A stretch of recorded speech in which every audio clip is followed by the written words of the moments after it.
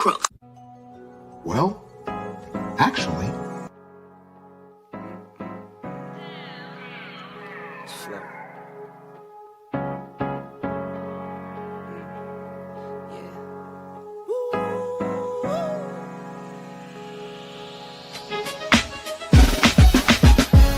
Yeah, I'm watching the rise, and I wouldn't say I'm shocked, cause I'm hardly surprised.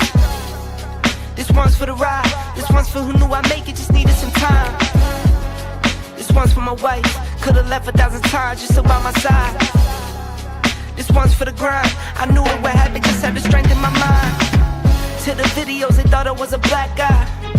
That's hard to get over. I'm foreigner in the sport, but I'm fully devoted. I don't take it for granted that the door's been open. I knew I was different, I knew I was chosen. A breadwinner, but I'm soft-spoken. Authentic like a 5950 and there's no cap. Let's have a toast to that. Let's have a toast for the real ones. Let's have a toast for the real. Let's have a toast for the real ones. Let's have a toast for the real. Let's have a toast for the real ones. Have a toast for the real. Let's have a toast for the real ones. Have a toast for the they done baptized the bad guy. Still don't follow religion. The fabric's not average. The cotton's Egyptian. 500 for the shoes come dirty, but the European. Less is more and less is the bank. Up the score, I pull up from Trey. From the tray, I'm ballin' like Trey. Do what I can, I do what you can't. I wrote this 30,000 feet up. 10 toes stay G'd up. I'm tryna get that type of wealth like a house on the hills can't see us. Say the money still me up. Stay humble, stay teed up. I don't tell you how to live, so don't hit me with no weak stuff. And if you know the deal, then you know the deal. If it's real, then you know. Yo, what's going on, y'all? This your man Marcus A. Brown, and I'm here to tell y'all that I just got done with my first consultation with the brother Andre of Love Crossing Borders. I just wanted to give him his praises. I need y'all to do two things if you haven't already. If you haven't subscribed to his YouTube channel, Love Crossing Borders. Also, if you are going to Colombia, if you're thinking of going anywhere, traveling internationally, please consider booking a consultation with the OG Andre of Love Crossing Borders. You will not be disappointed. I'm a fan of the channel, so I booked a 2-hour session just to show support, just to show love and say what's up. He provided a wealth of information, way more than I was even expected. He has an excellent presentation. So I just wanted to let y'all know you will not be disappointed. Book the consultation, subscribe to the YouTube channel if you haven't already. Dre, man, I appreciate you. I will be out in Colombia, and I look forward to linking up with you. And y'all, get in tune with him if you haven't already. Tell him MAB sent you. Peace. Let's have a toast for the real ones. Let's have a toast for the real. Let's have a toast for the real ones. Let's have a toast for the real. Where are all the black men? And I'm not talking about the scammers, the drug dealers, the robbers, and the crooks. Well, actually. They're here with Andre and Andre on Love Crossing Borders. Hope you guys are having a great evening. I'm having a great day myself. We got a great topic tonight. There was a time, once upon a time, in a land far, far away, where it was said that diamonds are a girl's best friend. Not anymore. Once again, there was a time when they would say diamonds are a girl's best friend. Now it's the simp. Simps have overtaken, and the simp economy has overtaken diamonds as being a girl's best friend. A simp is willing to do far more for a woman than what diamonds will do. And the first sign, well, how, Andre, how do you know that a person is a simp? I mean, it seems that women embrace simps. They celebrate simps. I mean, from Russell Wilson all the way down to others. There have been men such as Travis Hunter, the young receiver for the Jacksonville Jaguars, who have portrayed themselves as simps, and women, hey, they celebrate it even more today than they did diamonds when it was their best friends. So we're going to talk about today How do you know that person is simping? How do you know that person is simple-minded? Somebody that is naive. And even on an international scale, in other words, using your passport, how do you know that that person is simple-minded, or in other words, a simp? Well, one of the signs we're going to look at tonight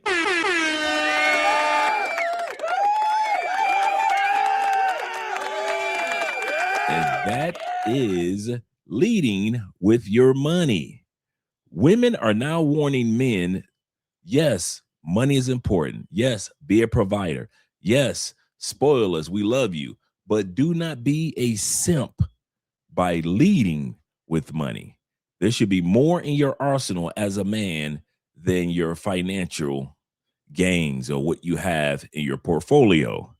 And so we're going to talk about that tonight, because if women are warning us as men about leading with money, why aren't we listening? If women are telling us that, listen, enough is enough, we appreciate all that you do, but if you're only going to lead with money and you have nothing else to bring to the relationship, many women are starting to realize, I might as well let you go, because all you have to lead with is money. So let's talk about that. But before we do, you already know how we do.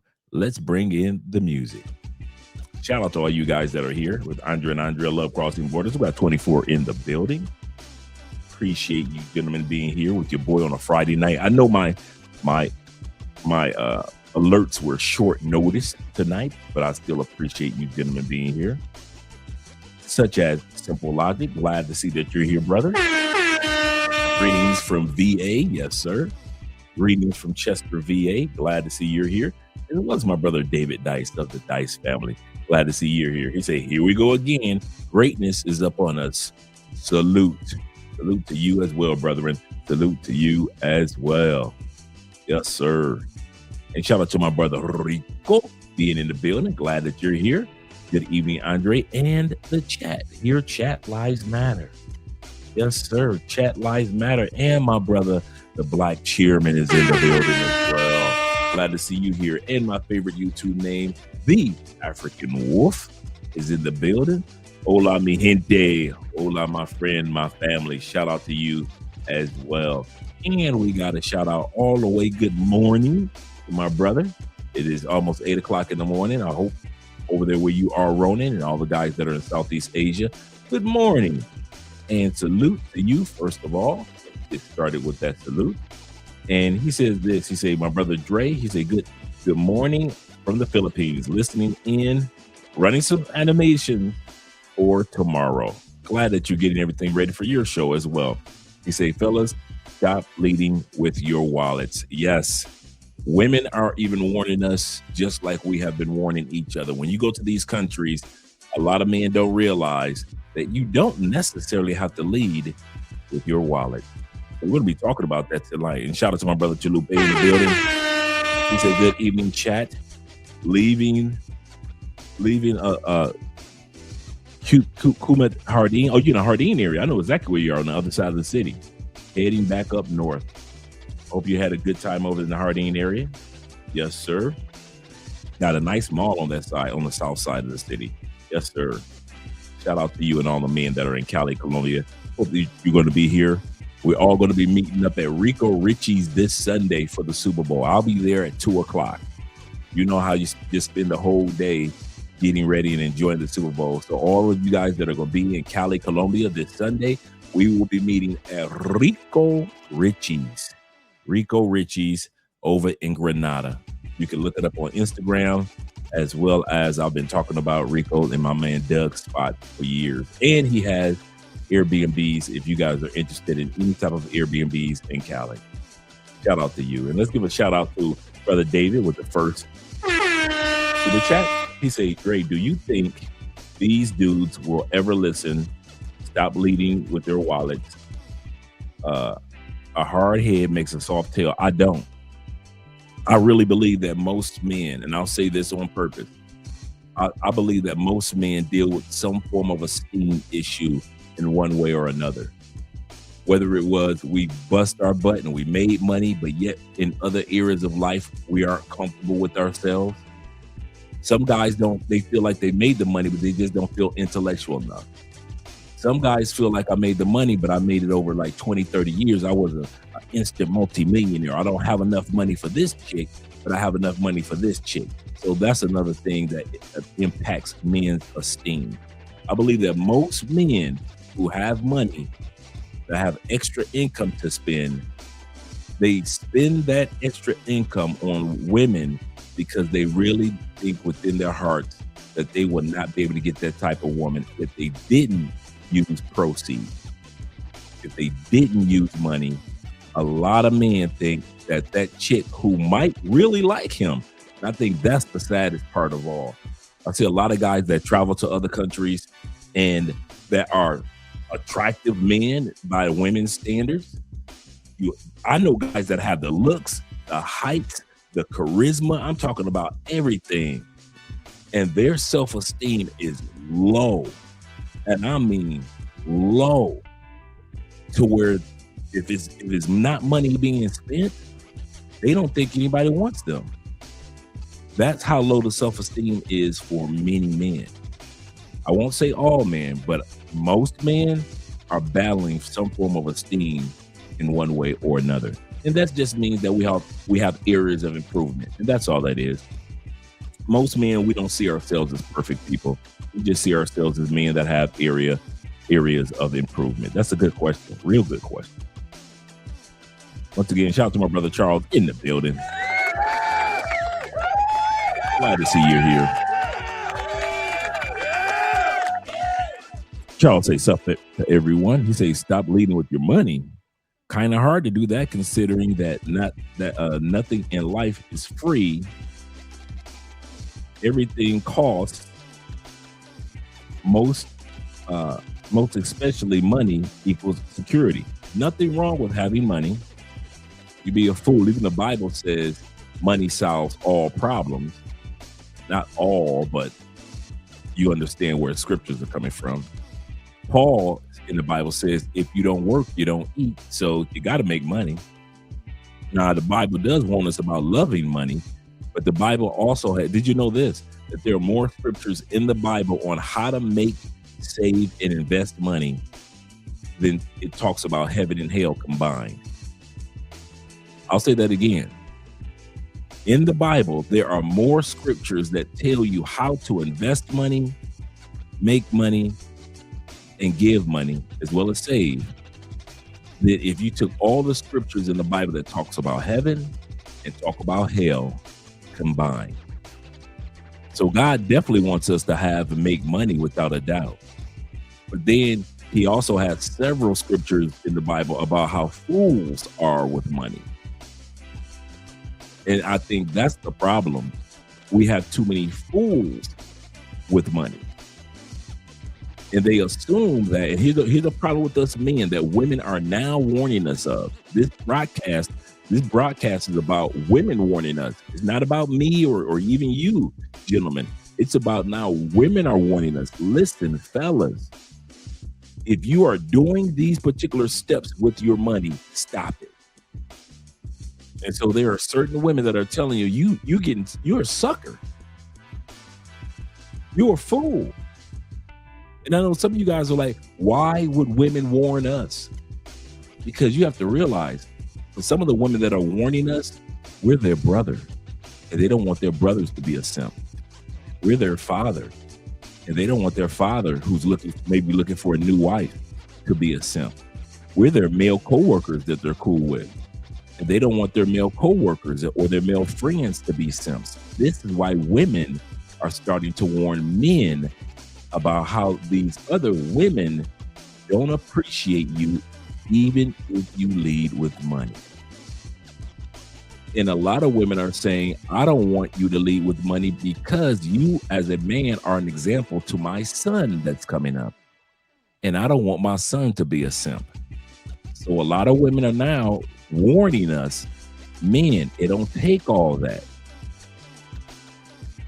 And so just in case you're wondering why women are saying this, because women are realizing the men around in their sphere can be impacted by how we carry ourselves with our proceeds. Nothing wrong with making money. We all need it. And it does bring security, like my brother Charles says. But we even have a statement. What do we always say? A fool and his money are easily separated, soon parted. So even if a fool can make money, but what makes him a fool was not the making of the money, but how he used his proceeds when it came to the opposite sex. I'll say that again. A lot of us are excellent when it comes to making money, but the Bible and life says you are a fool when it comes to how you use it and spend it. With these ladies out here sometimes. Shout out to my brother Ben. Being in the building. Brother Bean is here. Talking about Bean U71. He say, hello, how are you feeling tonight? On this Friday, Andre, I am feeling great, man. Just dropped your girl Andrea off at church. Got a chance to get myself ready. I'm done with my 7-day fast. I've been doing a 7-day watermelon fast. So I've been fasting to get my body ready for this next stage of developing my temple, get my body right. So I'm excited about that. So yeah, so tomorrow I can go back to eating smaller, a smaller meal as far as like my fruits and vegetables. And then I'll build probably Sunday, since it's going to be Super Bowl, I'll probably eat a fuller meal. But tomorrow I'll be just eating smaller meals after a 7-day fast. So shout out to you guys. Yes, sir. He says, why don't we listen? He say that you don't ask a fish how to catch fish. He said you ask a fisherman. Yeah, a lot. You know what? A lot of guys don't listen because they don't want to hear the truth too, Charles. They just don't want to hear it. Shout out to Mom Spaghetti in the building. Glad you're here. Hope I didn't miss anybody. Jabrari being in the building. Shout out to you, Jabrari's Place. Or Palace, that is. Good morning to you too. If you're out there in Southeast Asia with the rest of the brethren, good morning to you as well, brother. Glad to see that you're here. And make sure I didn't miss anyone up top. Let me scroll down. Shout out to all you guys again. Once again, great night. We got our brother Nick in the building, so we know we're going to have a great show tonight.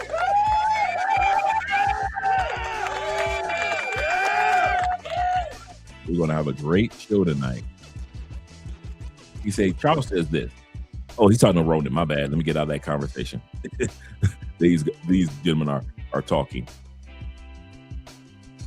He said, yes, I know. He said the YouTuber Tommy Bryson, shout out to Tommy, did a video about the Bible and investments. Yeah, I watched Tommy as well. I'm with you as well, Tommy. Shout out to Tommy. That's a good dude. Good brother. YouTubing is a habit is in the building, gentlemen. We know we're going to have a good show now. YouTubing is a habit is in the building. As I mentioned before, let's change up the music. We got the shout outs going. We got 39 in the building, almost 40 people. Shout out to all you guys that are supporting the channel by way of PayPal, Cash App, Super Chats. I'll drop the Patreon in a little bit. Thank you for the support. But let's change the music up. Oh, yeah. Okay. As we well know, gentlemen, as we well know, it's been said that money makes the world go round. Like I said, the Bible says, if you don't work, you don't eat. It literally says that. Paul says that. And Paul, if he wasn't preaching, Paul was making tents. Paul, for those that don't know about Paul in the New Testament, who wrote 2/3 of the New Testament, he was a tent maker. Jesus was a carpenter. King Solomon was a king, but he also was known as an investor in trade and became one of the richest men in the world, and actually the richest man in the world at that time period. Either way, we all know how important money is to us, and we aren't fools. We all know how important money is to ladies. From getting their hair done, their nails done, to nice outfits, to purses, to traveling trips and dates. We know that when it comes to, if you're going to be in this dating arena in any country, you're going to have some proceeds. I know that woman in the Philippines. She said that she doesn't need that bracelet. but she'd appreciate it. I know that woman in Africa says she doesn't want to go to that nice restaurant, but she still appreciate it. Valentine's Day weekend is coming up next week, and this is one of the reasons why we're talking about this, because no matter where you go in the world, to a certain extent, women still are looking for Valentine's. Now, the official Valentine's Day here in Colombia is the 3rd week of September, but guess what? There are still women here in Colombia next week would appreciate that you take them out. In other words, women and men, we both appreciate stability, security, like Charles said. And because of that, one of the things that we have in life that give us stability and security is our money. But there are men out there that have taken this being generous to a level that, well, we never even imagined. Just imagine there's an app out there called PayPig. And you can look it up. You can look this app up. I'm actually going to look it up now. And what Pig is, PayPig is an app in which, for the most part, give money to women for no reason at all. It's literally an app or a person that gives money to women for no reason at all. Not because they like, not because the women said anything to them. The women are just attractive women on an app, and all you do literally is cash out the money. This is taking OF to a whole nother level, to where the women literally don't have to do anything now. All they have to do is be a part of PayPig.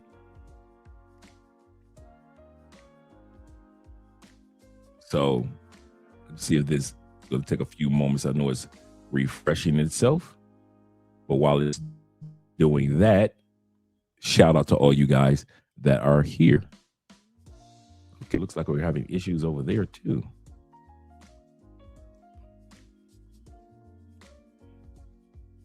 Okay, there we go. We got that. Looks like I froze for a second. Greetings, Tevin King over there on Andrea's channel. Glad that you see you're here. Let me get all this together. I'm doing too much. I am doing too much. Okay.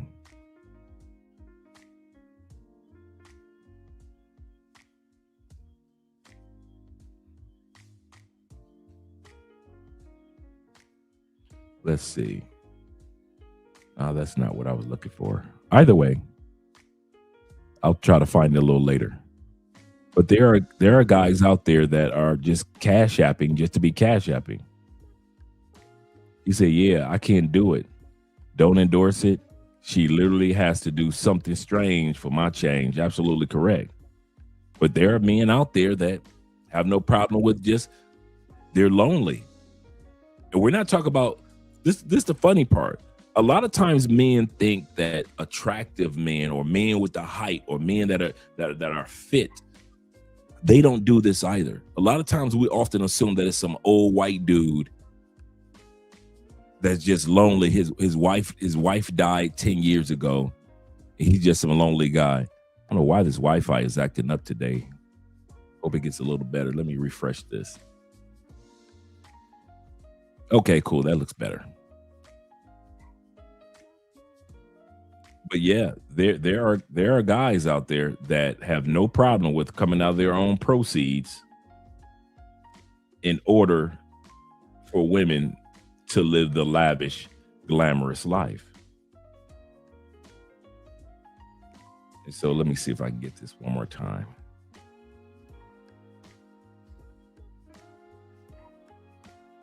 And so, and it also says a PayPig is a person who gets sexual and psychological gratification from sending money or gifts to women. I'll say this again. A pay pig is a person who gets sexual and psychological gratification, not from the sex. There is no sex involved. There are no videos sent. This is not OF. This is pay pig. These men get psychological and sexual gratification on sending money or sending gifts to women. Typically, it is an online financial donation where they act as a financially submissive to the woman who is dominant. I kid you not. It's a real thing. It's a real thing. And a lot of these guys have no problem.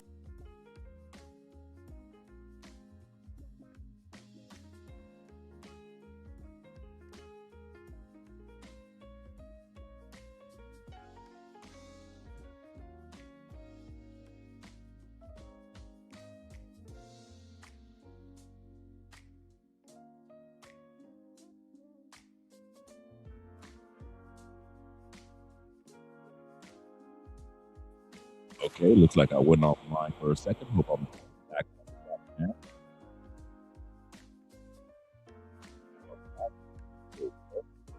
All right, cool. All right, like I was saying that I may do an episode this weekend on pay pig. He say, yeah, I can't do that. But so many men, they do that. He said, yeah, I can't do that. He said,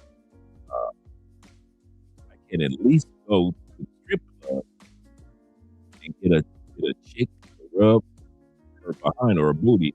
All this stuff. Yeah, you would think that, but pay pigs, no, these are just men who get gratification. It's almost like a dominatrix type of thing. That's what the website is. That's what pay pigs are. It's almost like a dominatrix type of thing where the women demand the men to send the money and the men love that the women demand them. That's what pay pig is about. It's about being dominated and demanded for the proceeds. And it's a big deal. I kid you not, it's a big deal. So for anybody that thinks that is, is far-fetched, there are a lot of guys out there. And I'm telling you, man, I mean this. I know that is real because I see guys get off the plane and do the exact same thing. I see you guys when you get off the planes in Brazil. I see you when you get off the planes in South Africa, Rwanda, Kenya, Ethiopia. I see you when you get off the planes in Germany. I see you when you get off the planes in Thailand, the Philippines, Cambodia, and Vietnam. I see you guys when you're in Mexico and when you're in the Caribbean, when you're in Panama. I see you guys posted. And women are warning us, don't do that, guys. Don't lead with your money. Have something else to bring to the table. Yes, it is part of being a dominatrix. Yes, that's exactly what it's all. The website and everything is all about. A pay pig is a dude that receives sexual and psychological gratification from sending women money and gifts. That's exactly what it is. Yep, they want to be dominated. Shout out to T-Mac in the building once again. Let's go and get started. We got 50 people in the building. Let's get started. It's crazy how these dudes are out here doing this.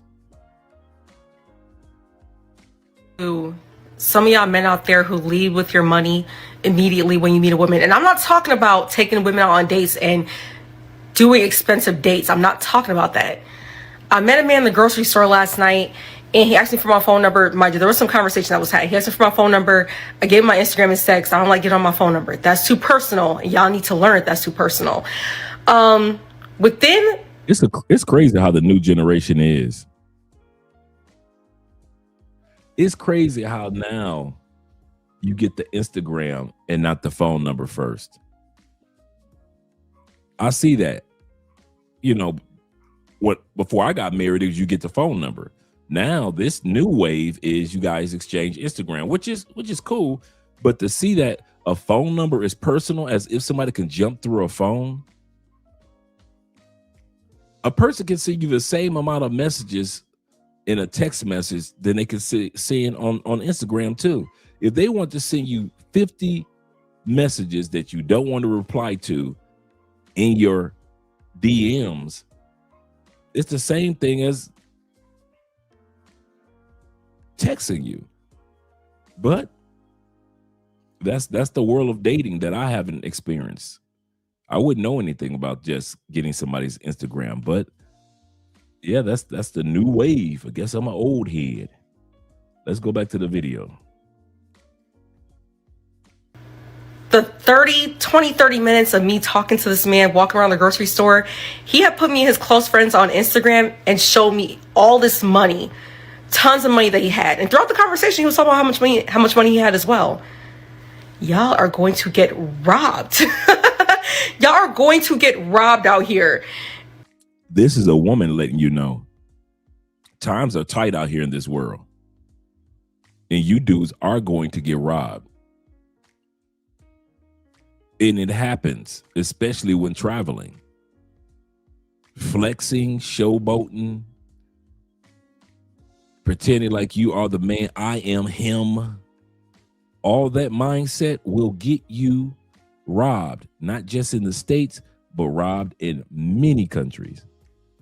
Yeah, Chris says this. Shout out to Chris. Chris said the millennials in this generation to experience life before social media. I know, right? They don't know nothing about that. When we asked and exchanged the numbers. Let's continue on. The saddest thing is that this man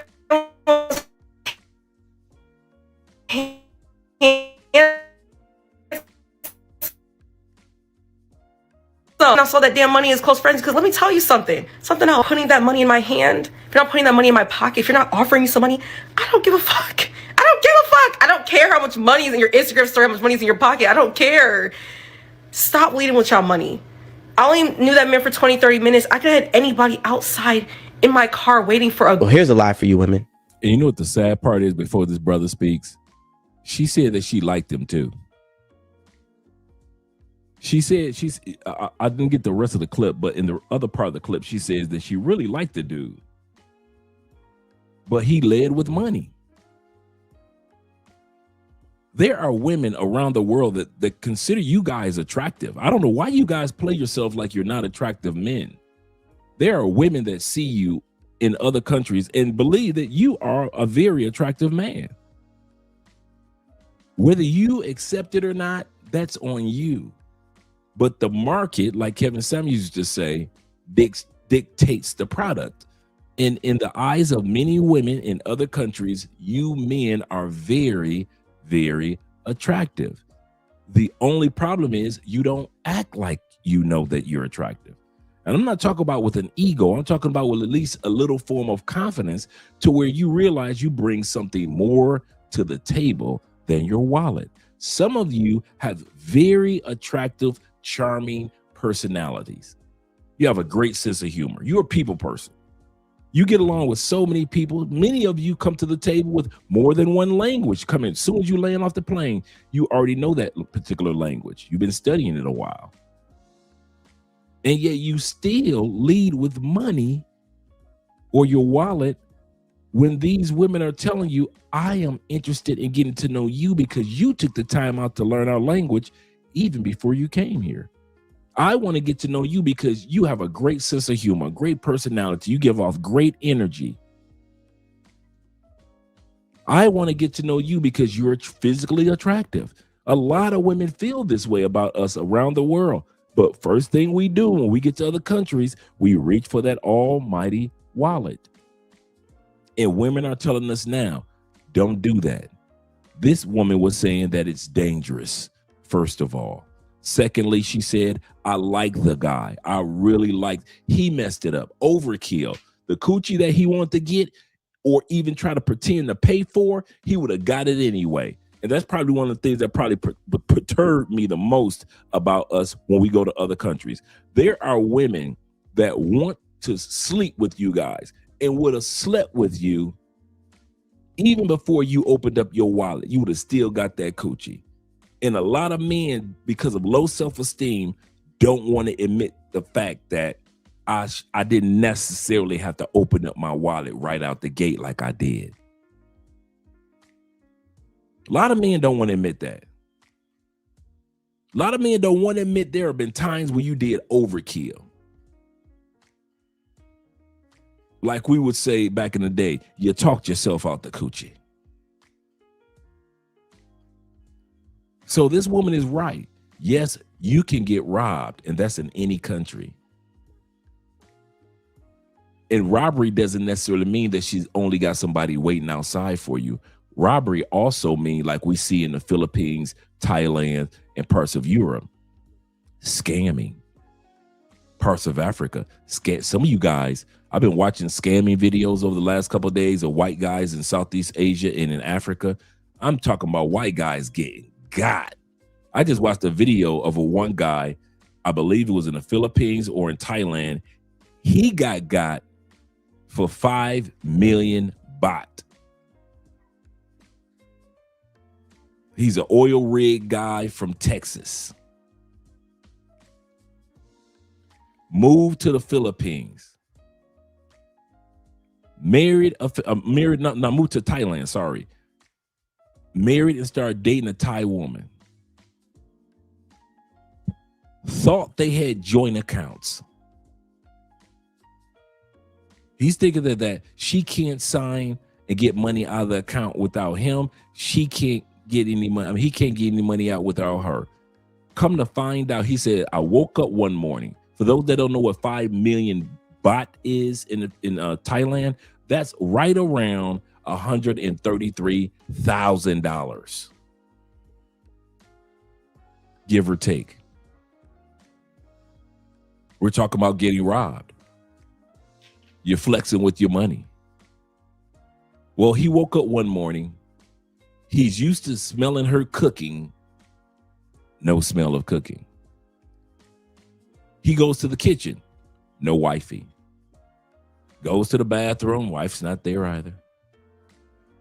They've been married about 6 or 7 years. He says, I go towards, he says, something told me to go towards the closet. All her stuff is gone overnight.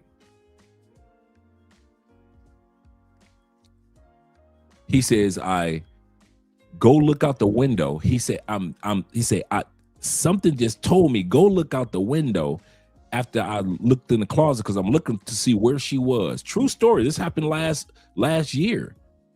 White dude, of course, from Texas, oil man.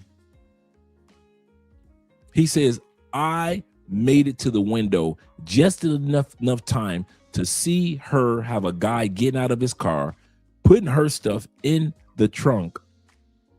She got in the car. He said she didn't even look back at our home. He said a few hours later, I went to the bank. Bank account is cleaned out.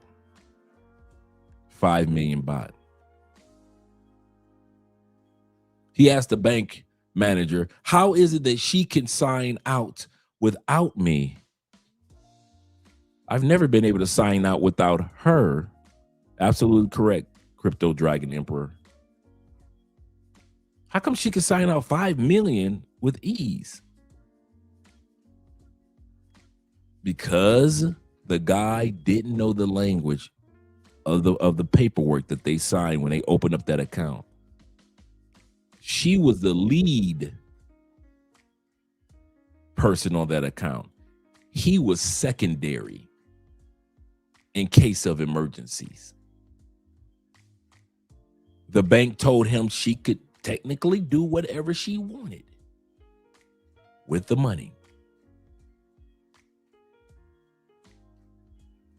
Guys, we got to stop leading with these finances, dude. If you're going to have a joint account, you need to know that that's a joint account.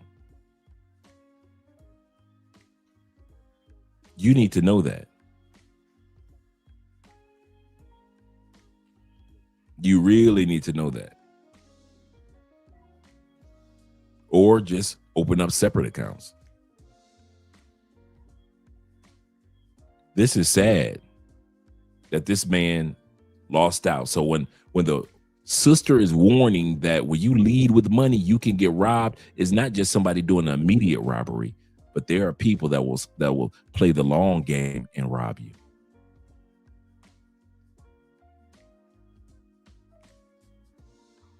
Let's go back to the video. There's a lot of men that hide behind his money. And when you learn that men are hiding behind money, he doesn't really know who he is. We already know that. Yeah, but they still do it. No, we know that we're using him. So women know that. In fact, that plays into our game. So that's women know. We're well aware that you men can tell hide which behind. one is. Yeah, just like you can tell the insecure women, we can tell the insecure men, because the insecure man will offer. That's what so many guys get upset about, tricking. A lot of times, just like I said, the girls are getting naked without being asked. Men are offering to do things without a woman asking. Before she goes any further, she's correct. These women never ask you guys to go to some of the restaurants in other countries that you take them to. They never ask you to take them to a 5-star restaurant. Well, where I go, whoever's with me, they can go. I understand that. I kid you not, I understand that. So make sure if you're going to take somebody that you better vet that person, like the brothers in the comments have been saying. If you're going to spend that type of money in another country, and I know that for you, it's only a couple $100, but for her, she thinks she's got a sucker. I want to say this again. Some of you, when it comes to being, some of us, let's put it like this, when it comes to being connived, scammed by crafty women in other countries, in our country, we know that she might be scamming us because, or we're overspending because we're coming out of $500, $600, $700 dinners. We're buying $2,000 bracelets and $10,000 watches, right? $15,000 purses. We know that those numbers are high. So these women know that they're getting over. Some of us don't realize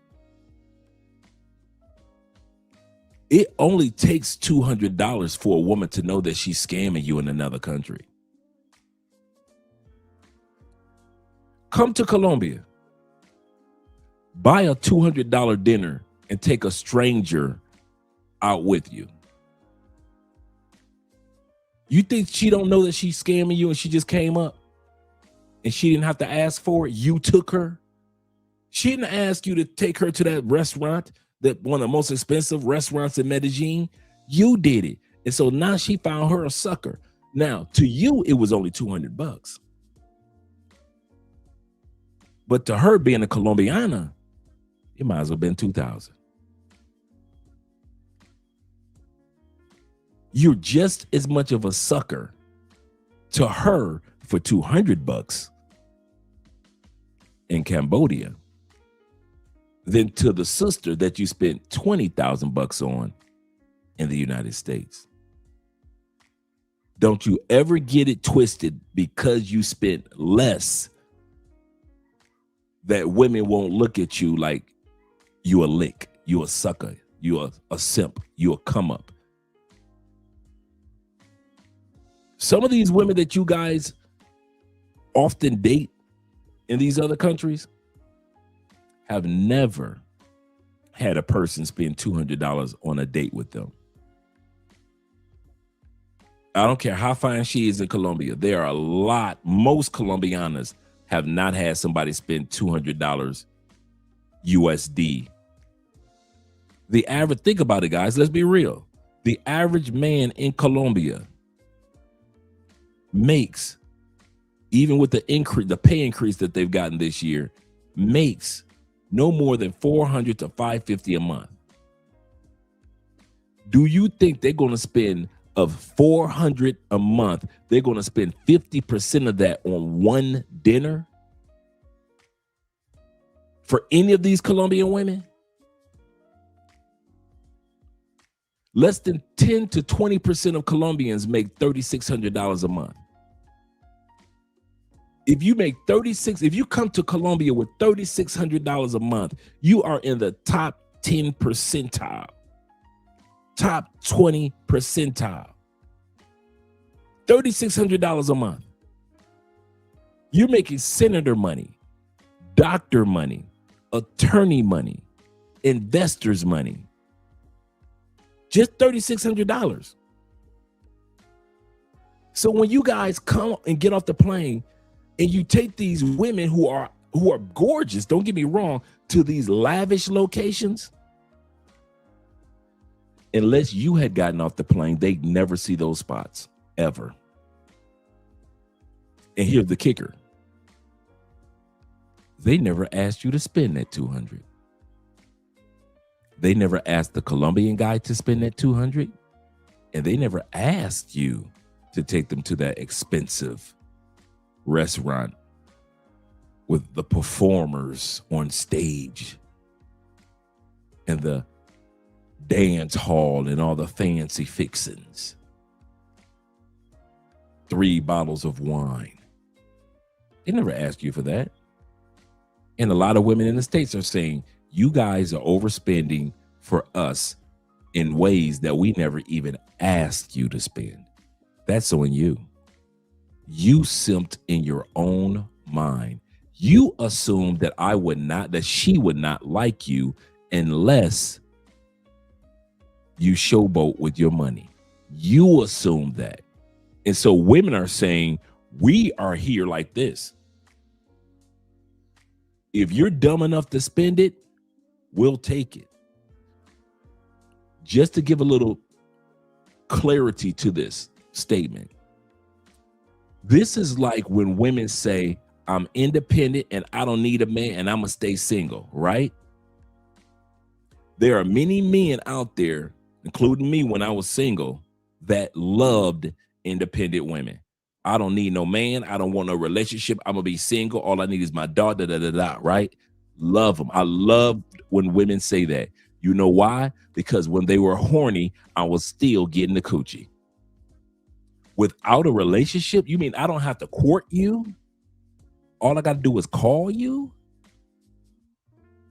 I don't have to coerce you. I don't have to spoil you for your birthday. I ain't got to do none of that. You Miss Independent, You call me when you want some sex. I call you when I want some sex, and we keep it like that. So I could run through you as if I was your man without being your man. And I got to spend as if I was your man because you independent. So there are a lot of men out there, such as myself, that would keep our mouth shut. Hey, man, she independent. She only want her dogs and her cats and her ferret. Hey, I am not going to try to convince her to be in a relationship with her sexy self. I am, no. I've had women that got money, spoil your boy. I'm ready to spoil them. They spoiling me. Keep my mouth shut. They don't want a man. They will want, I kid you not, dude. I've had women that were models only want me to come over to beat the coochie up and go about my business and come back maybe next week or 2 weeks, beat the coochie up again and go about my business. Kid you not, bro. And I know a lot of you guys can attest to what I'm talking about. We believe that hey, I'm going to tell you something. There are a lot of us that are pro Miss Independent. Pro, I don't need no man. If I was single, I love it. I love it because I know that they still have needs to come out the feed. They're independent. They don't want a relationship, but they still out there having sex. Yeah, you have a couple of them out there talk about I'm celibate, but the other 9, 10, 15, 20 million aren't celibate. So I get all the benefits of intimacy without paying a dime in a relationship. That's how women feel when we overspend and we start with our wallets. We aren't in a relationship with them, but we are spending as if we are. Only men came up with that term, it ain't tricking if you got it. Only men, simp men said that. Only simp said that. Women never said that. Women never said to us, hey, men, you know it ain't tricking if you got it. Women never told us that. We said that. And women just said, if you dumb enough to think that, if you dumb enough said, just put it in the bag, don't look at the tag, just put it in the bag. Women say, if y'all dumb enough as men in any country to tell me to just put it in the bag, I'm gonna just put it in the bag. I never asked this fool to be stupid enough for me to have to not look at the tag, just put it in the bag. And men think it's a flex. And women are like, I ain't gonna tell him otherwise. I won't tell. Colombian women will tell you, if he says he's taking me to this restaurant and it's $200 bill this evening, I don't know him, but I'll let him take me. I've always wanted to go to that restaurant. I've always wanted to go to that play. I've always wanted to go to that bar. I've always wanted to go to that lounge. I've always wanted to go to that sporting event. If this American is dumb enough to get off the plane and we're in Thailand and you take me to the best of the best in my own country, my own city, where my local men wouldn't dare do something stupid like that, I am not going to correct you. I'm going to let you get your dumb American tail or European tail off that plane. If you're dumb enough, like the one story I just told, to marry a woman that you didn't vet, put 5 million baht in a bank account, not realize and read the paperwork that you are not in a joint account, you're just a subsidiary, she's the main account holder, and she took all the money. If you were dumb enough to do that, she knew. Keep my mouth. I ain't gonna say, I ain't gonna correct this fool. This fool is dumb enough to open up a bank account in my name. Sign it with me. I sign as the superior one in the account. This is literally not a joint account, but he's dumb enough to sign it. He believes my smile and my butt and my perfume is to be trusted. This woman said, keep my mouth shut. I ain't gonna say nothing. Because when I leave him for another man, I'm taking that 5 million baht with me. Some of us have a bad habit of spending money on women when they didn't even ask us to, when they weren't even expecting us to. They'd have still gave you that coochie. Would have still gave you that coochie. Let's go back to the video. And I'm just like, I've always been a girl that works, get her own.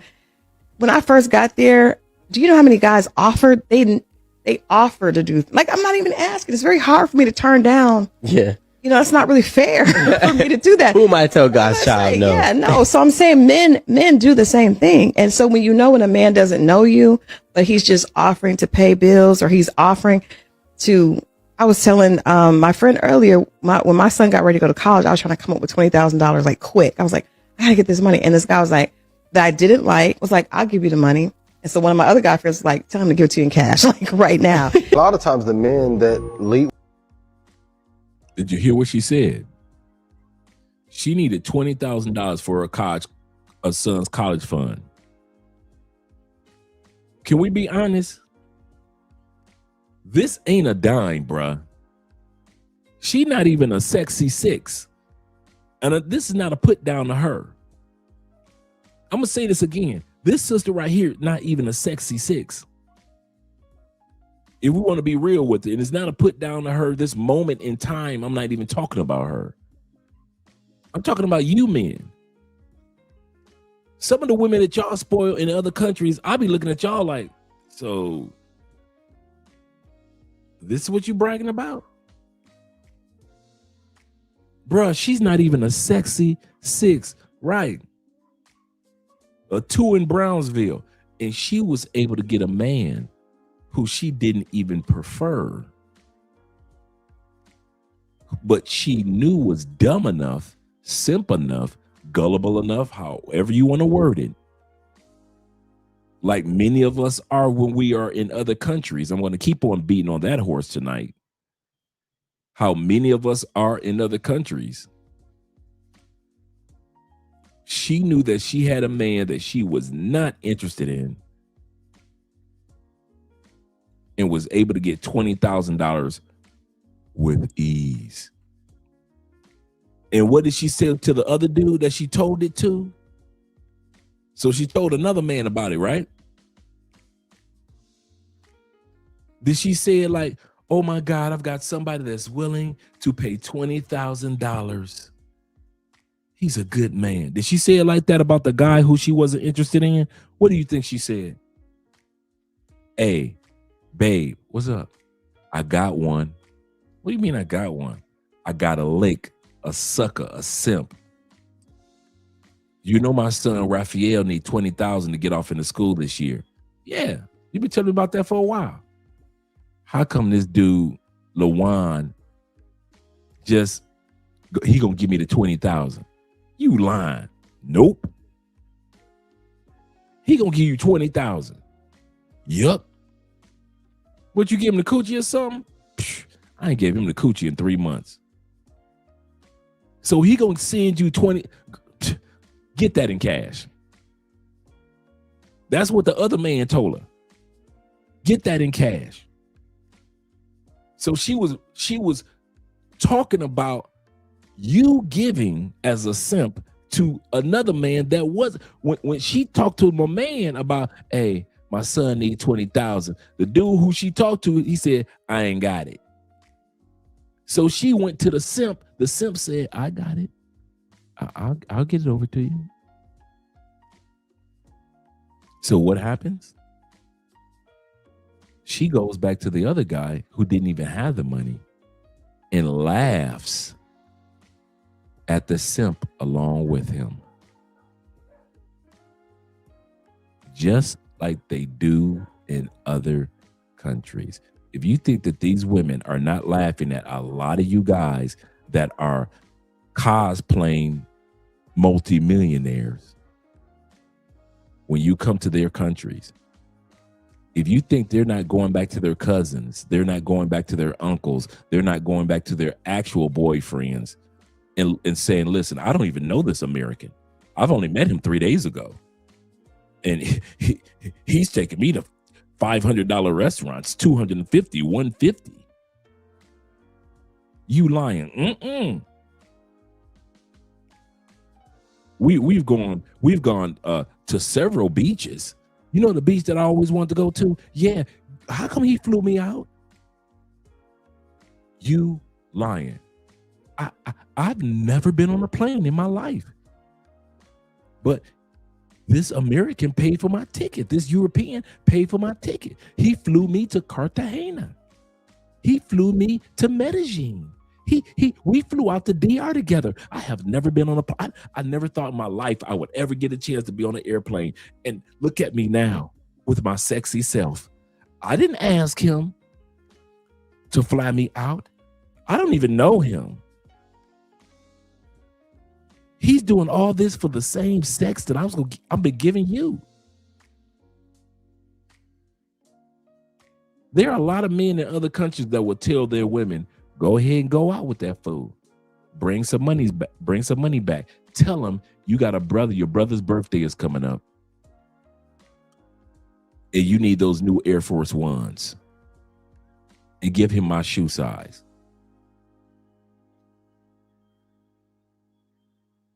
True story. Medellin. Shout out to Medellin. Guy meets a pay for play in a brothel. Had such a great experience, he got her number. Hit her up on WhatsApp. How much for an overnighter? she said 50,000 pesos. She said, okay. And this was back in 2016, right? So 50,000 pesos was like, you know, give you a nicey for next to nothing. Guy paid her 200,000 pesos back in 2016 for the first night. Woke up the next morning, took her shopping,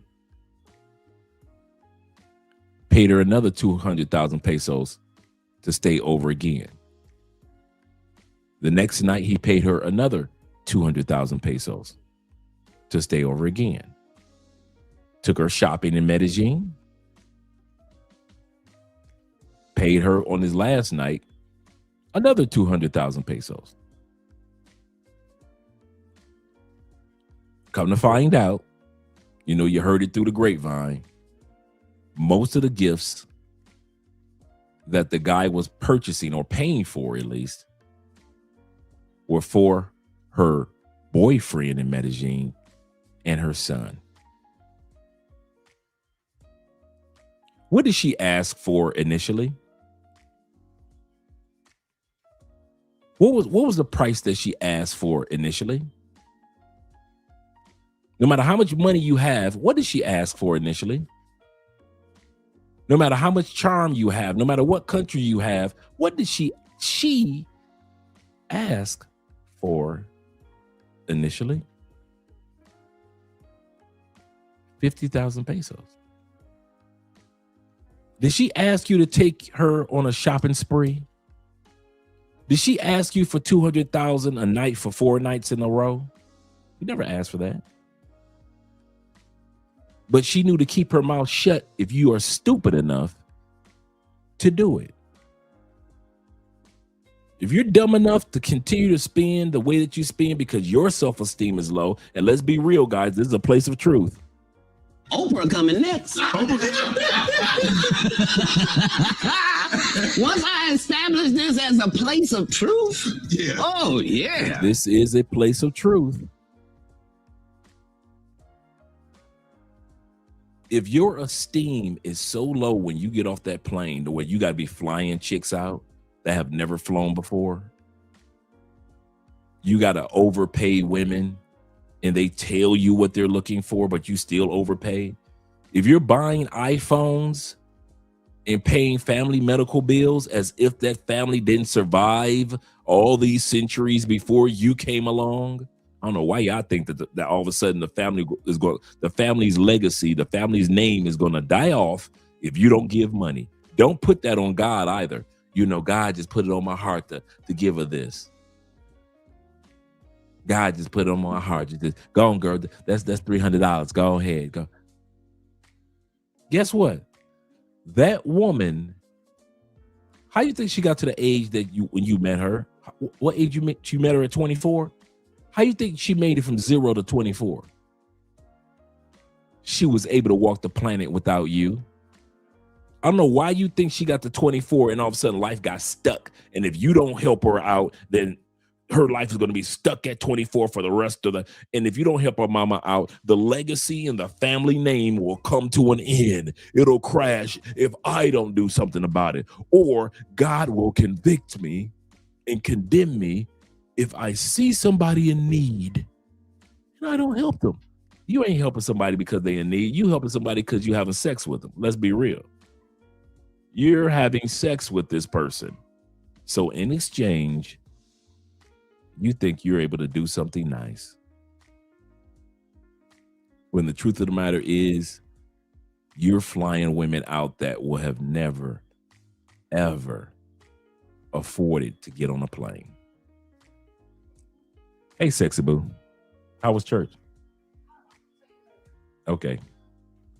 Okay, it was one of those moments? Okay. So if they didn't ask for it, I would recommend you give them what they asked for. If they're not asking for anything, who are you to spoil them? with anything. I'm not pocket watching. Like I always say, you are grown men with grown man money. But don't get mad at the market. Like Kevin Samuels would say to women. I'm saying this to you men. Don't get upset with the market if the market is saying your behavior, you are a sucker, you are a sap, you are a simp. We're going to scam you. We're going to rob you. We're going to drug you. If the market says your behavior equates to you getting scammed, your behavior equates to you getting robbed, your behavior equates to you getting drugged, don't be mad at the market because of your behavior when it comes to your money.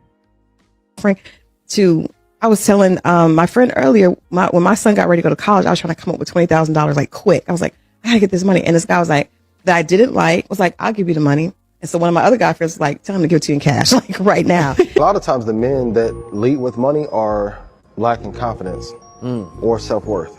How did they get to that point? It takes a lot of work.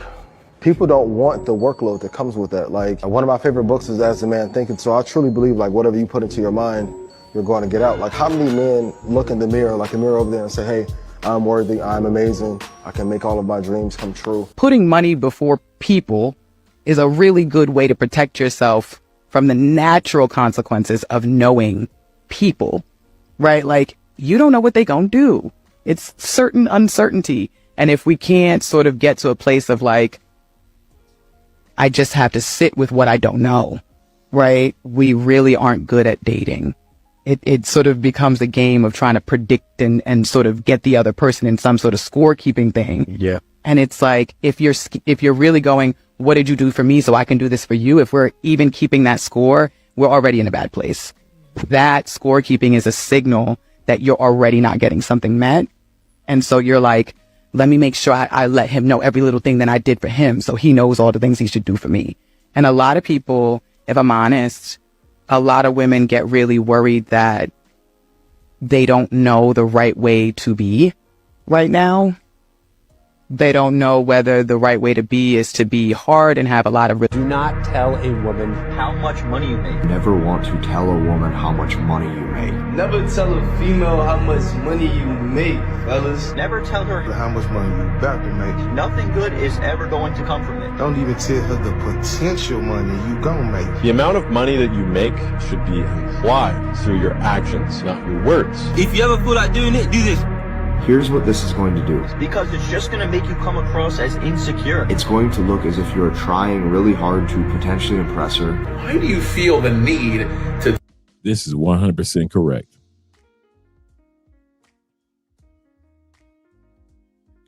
When women started asking men about a good 30, 40 years ago, well, what do? You know where that came from?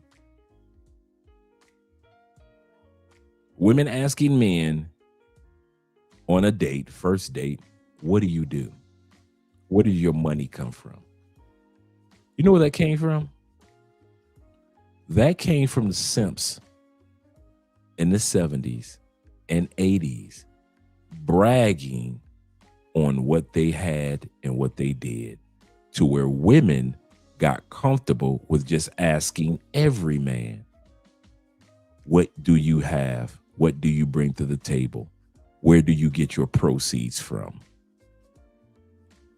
There was a time in the early 70s,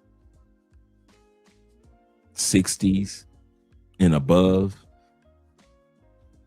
women weren't asking a man, well, what do you do? It was automatically implied. If you're going out with me, you already know if we met together, hey, I'm Dr. So-and-so, or I'm Mr. So-and-so, or I work at so-and-so. But women are judging you based off of your career. And that's the new wave. And if you come with the wrong answer, well, I work at Burger King, that's a completely different answer than I own a Burger King.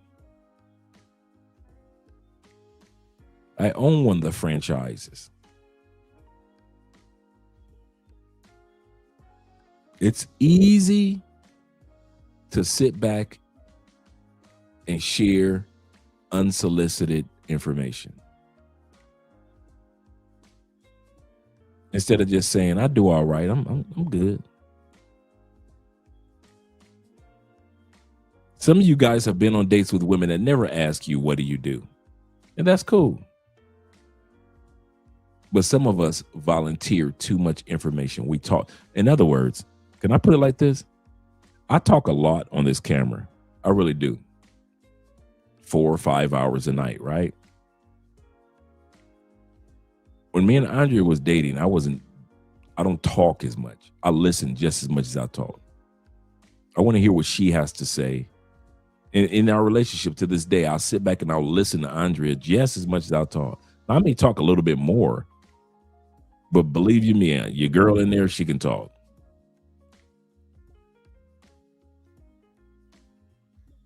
Stop overkilling, guys, in other countries. Stop just talking and talking and talking. And I do this and I own this and I got a bunch of these. And this. Keep your mouth shut sometime. Let your actions speak for you. Me and Andrea were talking about this the other day. St. Francis, I believe, said this. Preach the gospel of Jesus Christ at all times. And when necessary, use words.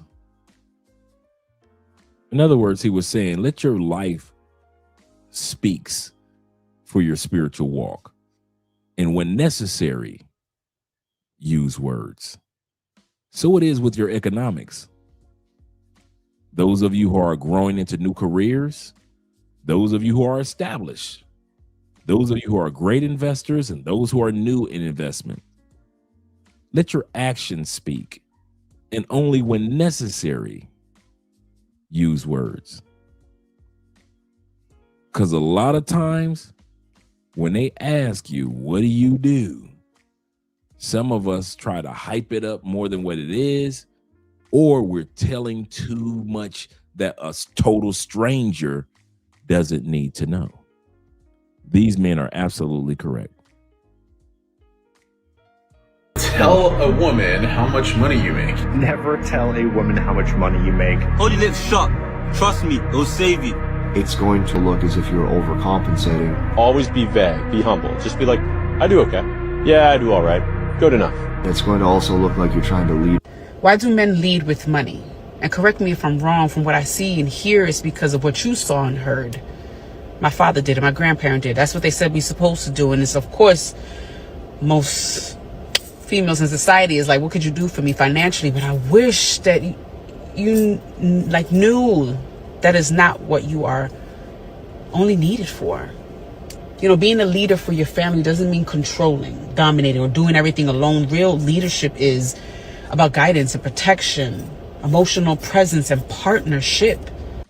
Have you guys noticed a trend on these videos I haven't noticed until now?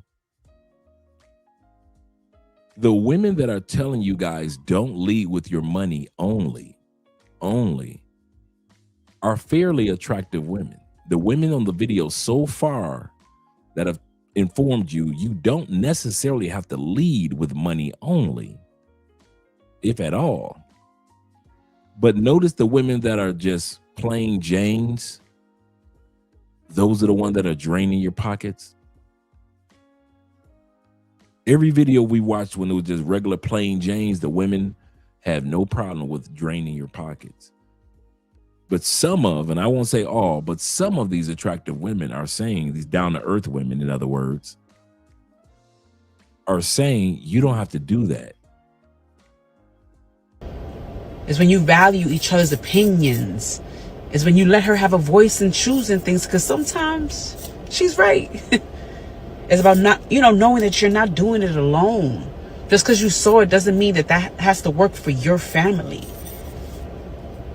I wish you knew that we required emotional support from you guys.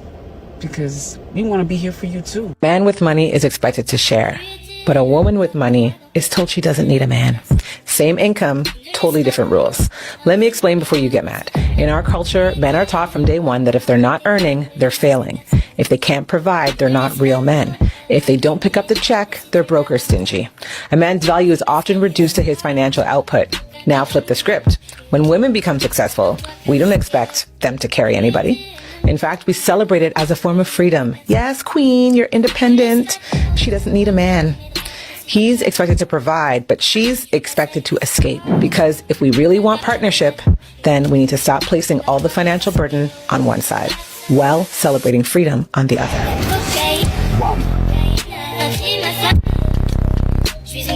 If men use money for power, what do women use for power?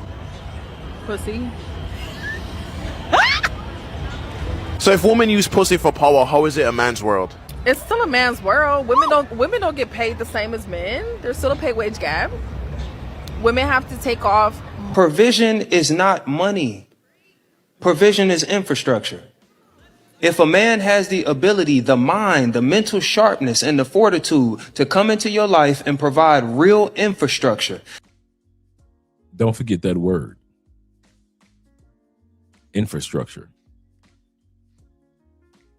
He's absolutely correct. Some of us, you guys are doing extremely well economically. Some are on the uphill climb and some are on the decline for a moment, right? Women are not looking for just good women that you're vetting are not just looking for money. I know you assume that. Beautiful women, all beautiful women want money. All women want infrastructure.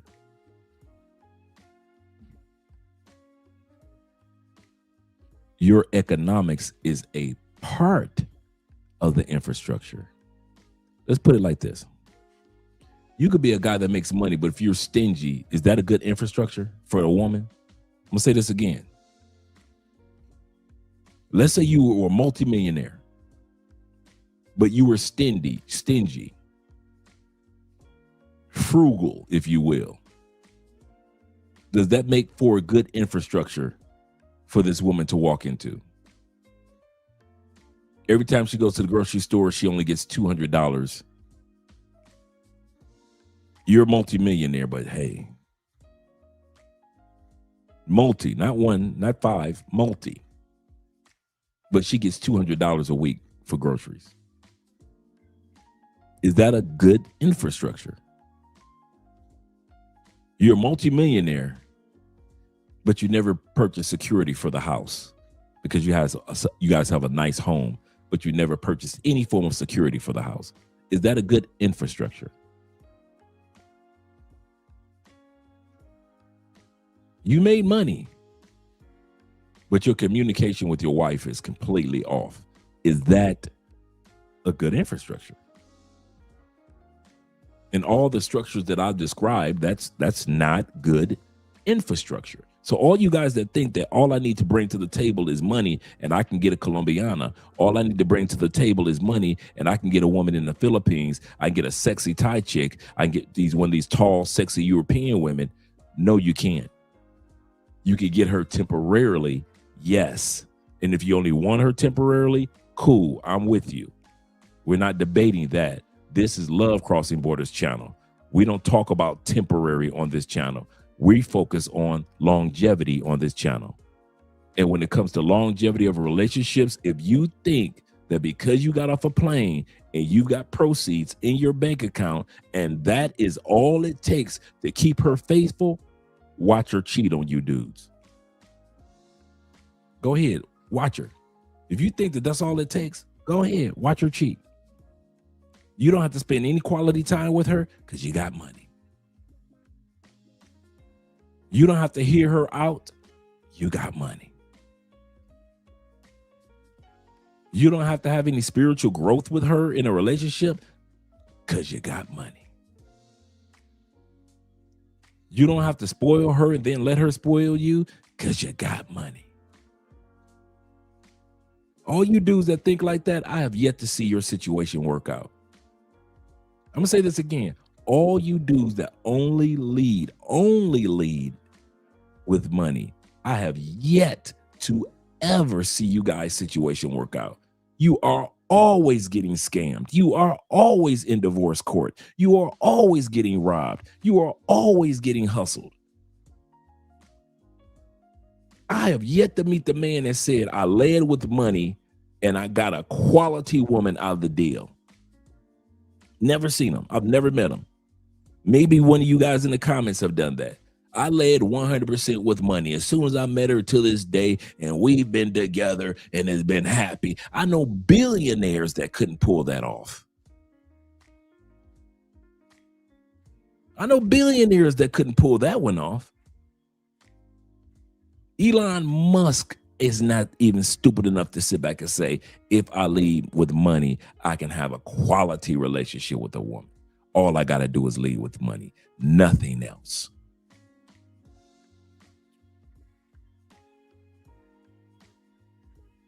So if billionaires can't pull that off, go ahead, put in the comment section, how do you think that you can pull that off in other countries? You just get off the plane and just flip your wallet open, drop your credit cards, your black cards on the table, and it's just quality women coming your way everywhere you turn. I have yet to see any of you dudes get off the plane, put a black card down, and end up with a quality woman. If you have, put it in the comment section. This is a place of truth. This is the barbershop. If I tell you guys my stories, why can't you share with me yours?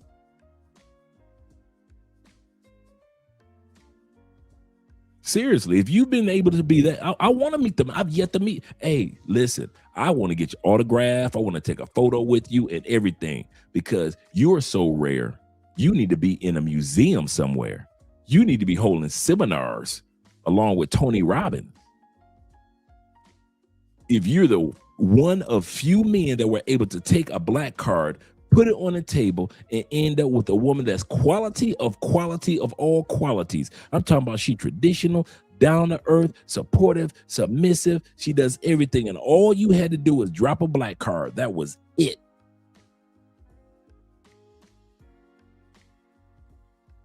No? Bueller? I'm looking at the comment section. Bueller? None of y'all?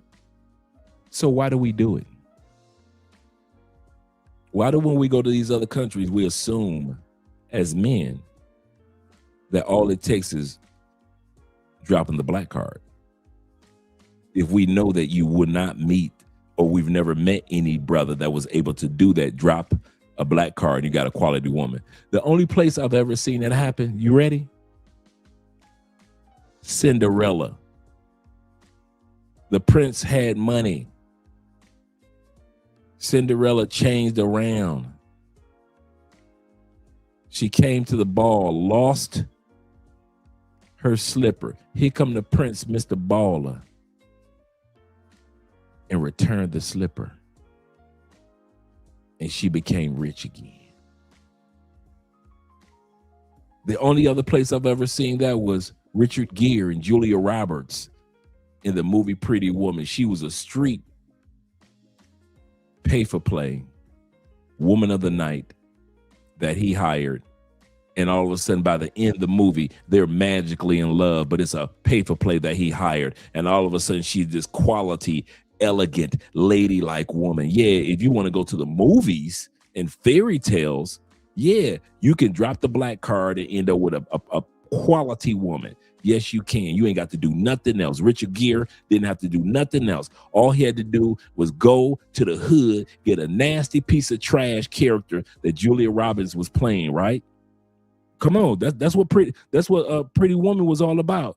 Richard Gere goes down, gets Julia Roberts out of the trashy streetwalker, cleans her up, and now she's elegant. Cleans her up with the black card, and now she's ladylike and submissive and cooperative and all. I haven't seen that. I haven't seen that one at all. Let's continue on, gentlemen. Let's continue on. Then he is a provider. There are seasons in a person's life where they 50 might not look like half the bills, but if he shows up in other ways to supplement and make it make sense, you got to understand that. And I'm sorry, ladies, I'm not sending this as a shot to discourage you, sending it as a shot to wake up. If the only thing you know of provision is a paycheck, then you know nothing of it. If that's what you think a man being a provider is, you have no clue what a real provider is supposed to do. That's why so many kept women are lonely. I'm gonna get called to pick me for this, but a lot of y'all chicks be giving Mr. Crab. It just be money, money, money, money, money, money. Like, goodness, it's starting to give that you don't got it on your own, and that's how you make your living. Now, if you and a man is laying up and you can't even ask him for nothing, or if you do ask him for something and he say no, that's a different scenario. But I don't meet a man and just instantly expect for him to pay my bills, pay for my hair, my nails. I don't expect that. If you want to do that, I genuinely appreciate that. But I just feel like everything is not about money. Nobody even takes the time to get to know a man. Listen, I've dated men with 7-figure businesses and men who will literally pay for anything I want, and they will literally pay my rent, but that does not mean that they are worth it. It's really about your intention for me. Like, it's all about intent. So with that being said, y'all have to stop being so greedy and just being money, money, money. Mama, where's me money? Where's me money? Can you pay for me hair or nails? No. Hashtag, it's not just about money. Gosh. I feel like a lot of black men don't be providers for real. They don't what? They don't be providers for real. Like, they don't have a mindset of, I'm gonna go and take care of my family. I'm gonna do whatever it takes to take care of my family. You got black men who's like, God damn it, I gotta provide. Like, it's an issue that they gotta provide. I don't think I agree with that, but I mean, are you talking about like 20%, 50%, 75%? I think every man wants to provide. Some just can't. They don't have the skills to, you know? Okay, well, let's just talk about the But- men that can. I just feel like they want it for themselves. You have a boyfriend, right? I do. Is he yeah. black? He's black, yes. Oh, okay. All right. So he's a part of the The like, 1% that are not yeah, like that? Exactly. It's rare. Yeah. That's why women are gravitating outside of black men, is because if I say I want a man to provide, it's an uproar. Like, why is that such a problem? I was just scrolling, I see a man talking about some, instead of sending her good morning text, send her $500. I'm gonna tell y'all right now, if you meet a man who instantly leave with his money, that is not a man. Yeah, he can provide and pay for everything, whoop-de-doo. But guess what? He buying your lifestyle comes with a price. I'm not going to disclose who I had this conversation with or how I know this person. But I had a conversation with somebody who was like that. Verbatim, of course. He said, if I'm funding your lifestyle, paying for everything, when I come home from work, I want a hot meal on the plate ready. When I get out the shower, I need you. I want you on your knees. He's not asking. He's demanding. He's commanding you. He's telling you. What? With those kind of men, you know what happens when you say no? Those privileges go away. You know what I'm saying? Not only those privileges go away, you might go away right after that. Like, yo, you don't want to do it? Fine, somebody else gonna appreciate it. And you'll get the next one. He ain't no working things out with you. That's what he says goes. He buying you. He bought you. You came with a price. And the second you change your price, you want to put respect on your name. He never respected you to begin with. Listen, when you lead with money, you are leading with no purpose. The men that lead with money to attract women, you will be single and alone for the rest of your life. Let me tell you something. You're going to be alone forever. Because once that money runs out, and I don't know everyone's, but once it runs out, you're nothing. Because you led with money. The men that actually attract women have the whole package. They're financially stable, they're attractive, and they have their shit together, and they're ambitious. But when you lead with money, I can do this for you, I can do this, shopping sprees, private jets, blah, blah, blah, you're creating your own downfall because you're hollow. You have nothing else to provide but money. And as you know, money is not always the solution. It has to be a part of the equation, though. You have to have money. But when you lead with it, you're creating your own downfall. If you do not have money as a man, what is your worth? And I'm asking this as a genuine question. Women literally hold the portal to life between our legs, and whether we decide to use it or not, or have the ability to use it or not, it's still there. And that's why women will always be worth what we are. But before she goes any further,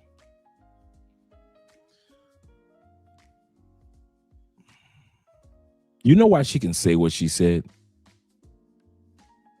She asked a question, just in case you guys didn't hear it. She said, for men that aren't making money, what is your worth? And I might be paraphrasing. I'll bring it back. What is your worth other than your money? We women have the portals to life, as if that portal is any good without our seed. As if them being incubators of life means anything without our seed. Women say that as if all women are incubators, and good incubators of life.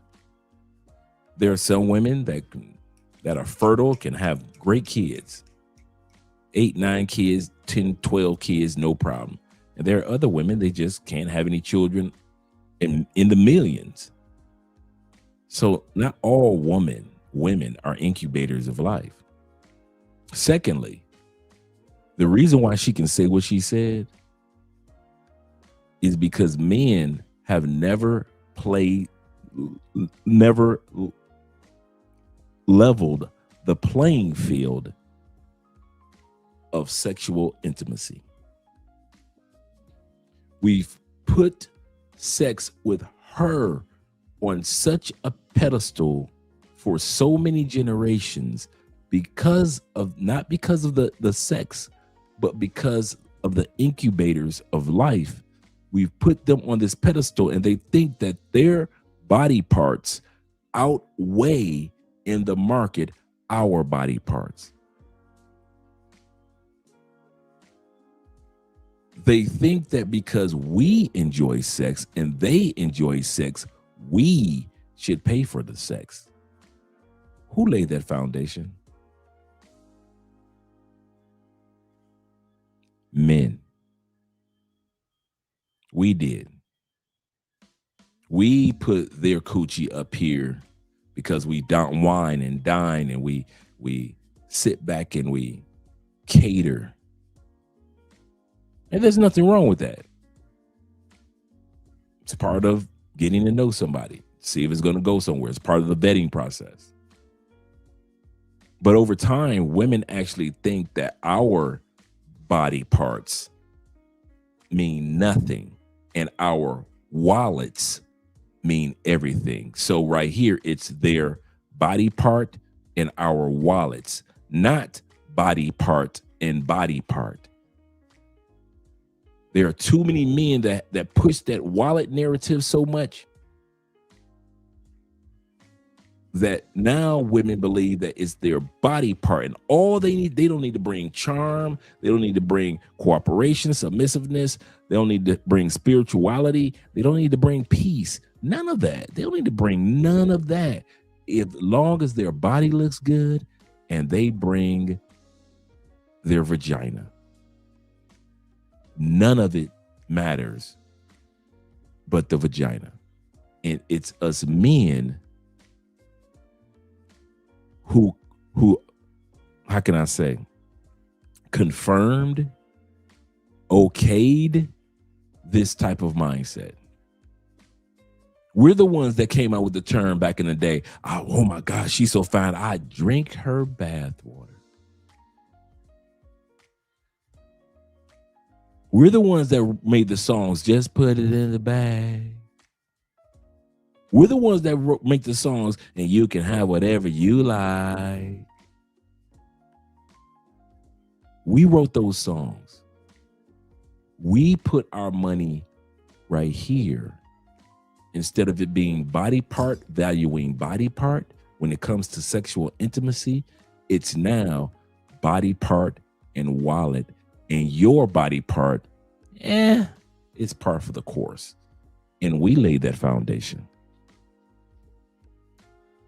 We laid that foundation. And here's the irony. For those that say a woman's body part is more valuable and your wallet is equivalent to her body part, guess who she gonna get that body part to for free? Keith down the street. Keith down the street is body part, orgasm. She gives him one, he gives her one, she gives him one. Keith hasn't had to come out of the level of money that you've had to come out of because you said body part in your wallet. You said that. In a lot of ways, I kid you not, guys, in a lot of ways, we can't get mad at the ladies. We can pretend, oh man, I just want, you can huff and puff all you want. When these lights go out on this live stream, you guys know you're going to get on that plane next week and you're going to go out there to DR and you're going to overspend. Let's be real. In Thailand, in Germany, in Finland, in Norway, you're going to overspend. This live stream tonight is just for entertainment purposes only, not education. Most men that are watching this live stream and after don't care. In other words, after this live stream, her coochie will still be up here and your wallet would be up here, because that's how you value yourself as a man, through your wallets. When you go to other countries, you don't think that your body part is an even exchange. Now, there are some of us, yes, you crazy, girl. I'm giving you good love, you giving me good love. But to others, you think your wallet is your fair exchange, and now women believe you. I'll say this again. Women are arguing. This woman isn't saying anything that men haven't already said. Your body part, your intimacy that you offer is inferior to hers. Therefore, in exchange, you've got your wallet. And so money trumps my body part, according to many men. Money trumps. My sex game can be trash. Why? Because my money trumped it. I don't have to put in the real sexual work that she's about to put in. Why? My money trumps it.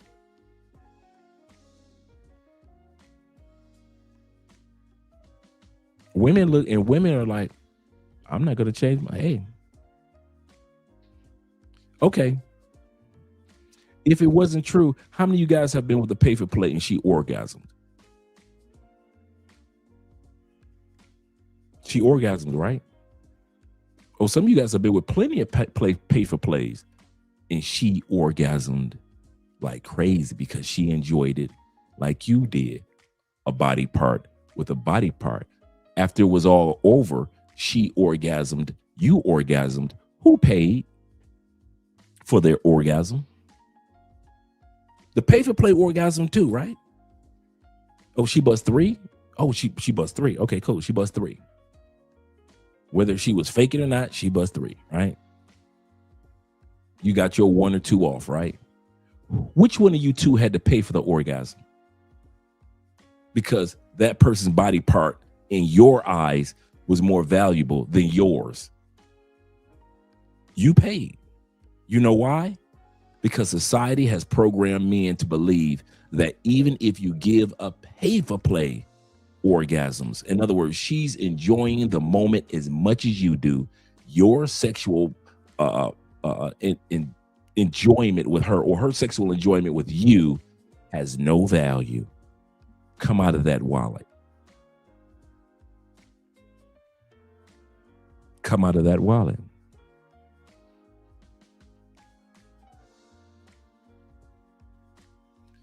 Come on, Charles, let's be real. Most men are going to get off. It's rare that most men don't get off. We all got a story of here and there, but most of the time we got off. So let's be real with it. Society has programmed us to believe that we as men it's not fair exchange with our bodies. Two bodies are not a fair exchange. And that's globally. That's globally. We believe, and this is the irony of it. This is the crazy irony of it. You would think, based on metrics, that our body would be the one that holds the most value. Why? Just based on metrics.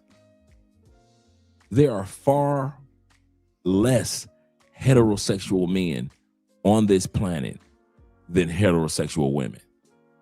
You would think that the person that has the less numbers would be the one that's valued and most in demand, right? You would think that. But because of how we have hoisted our wallets up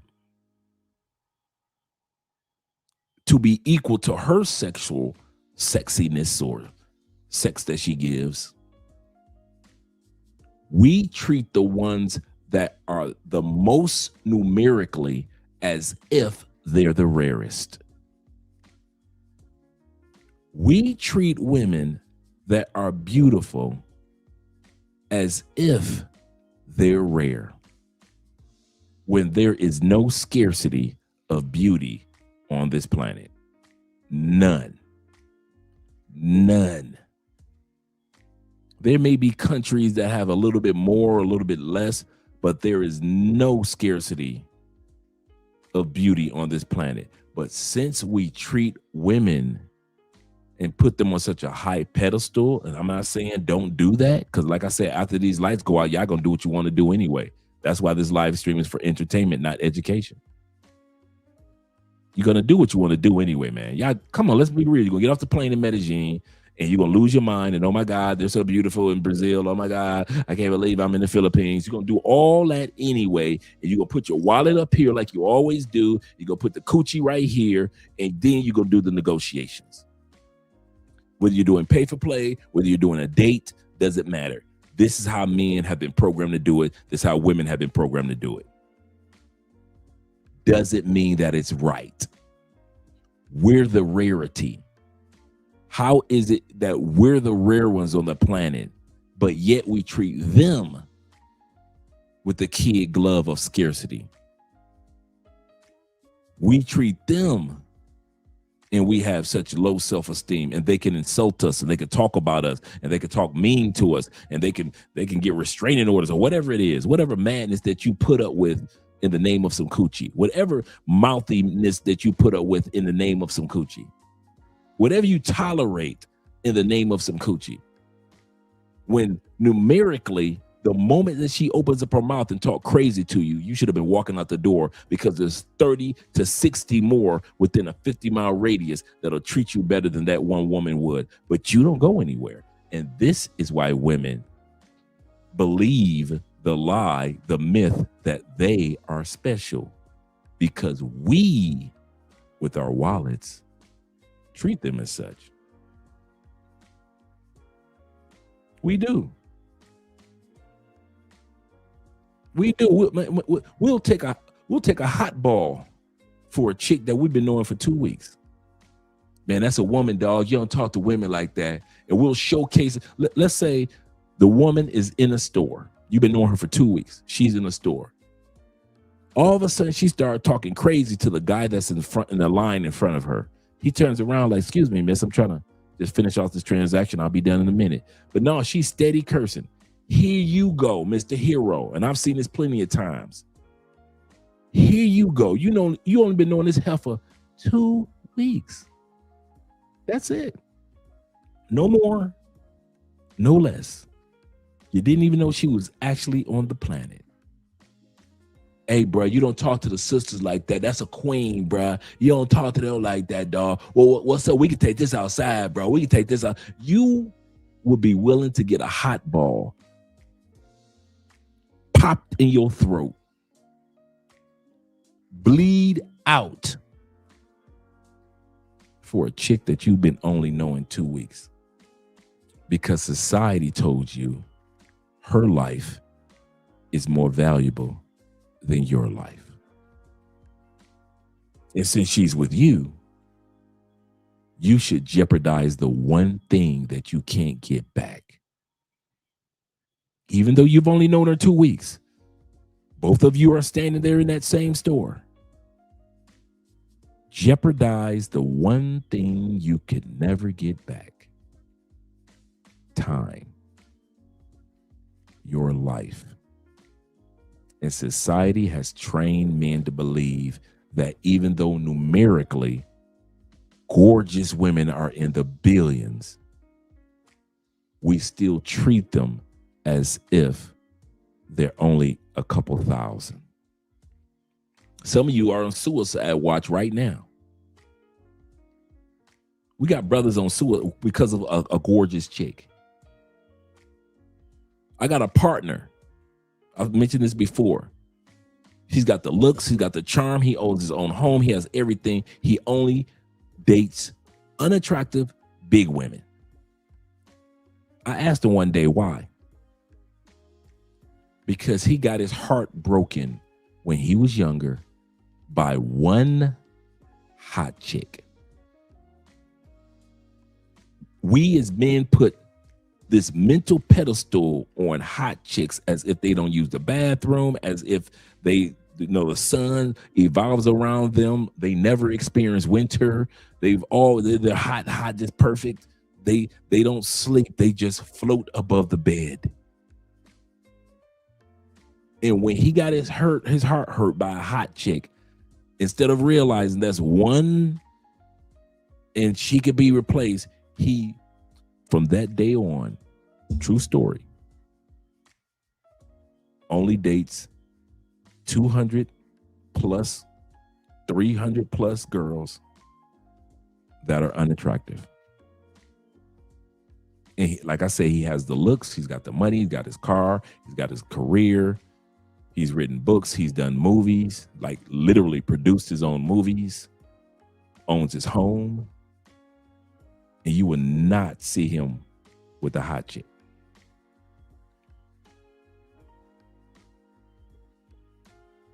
And I hear some of the things, I've been reading what you guys have been putting in the comment section. And I'm gonna tell y'all, some of the stuff that I've been reading over the last maybe 20 minutes,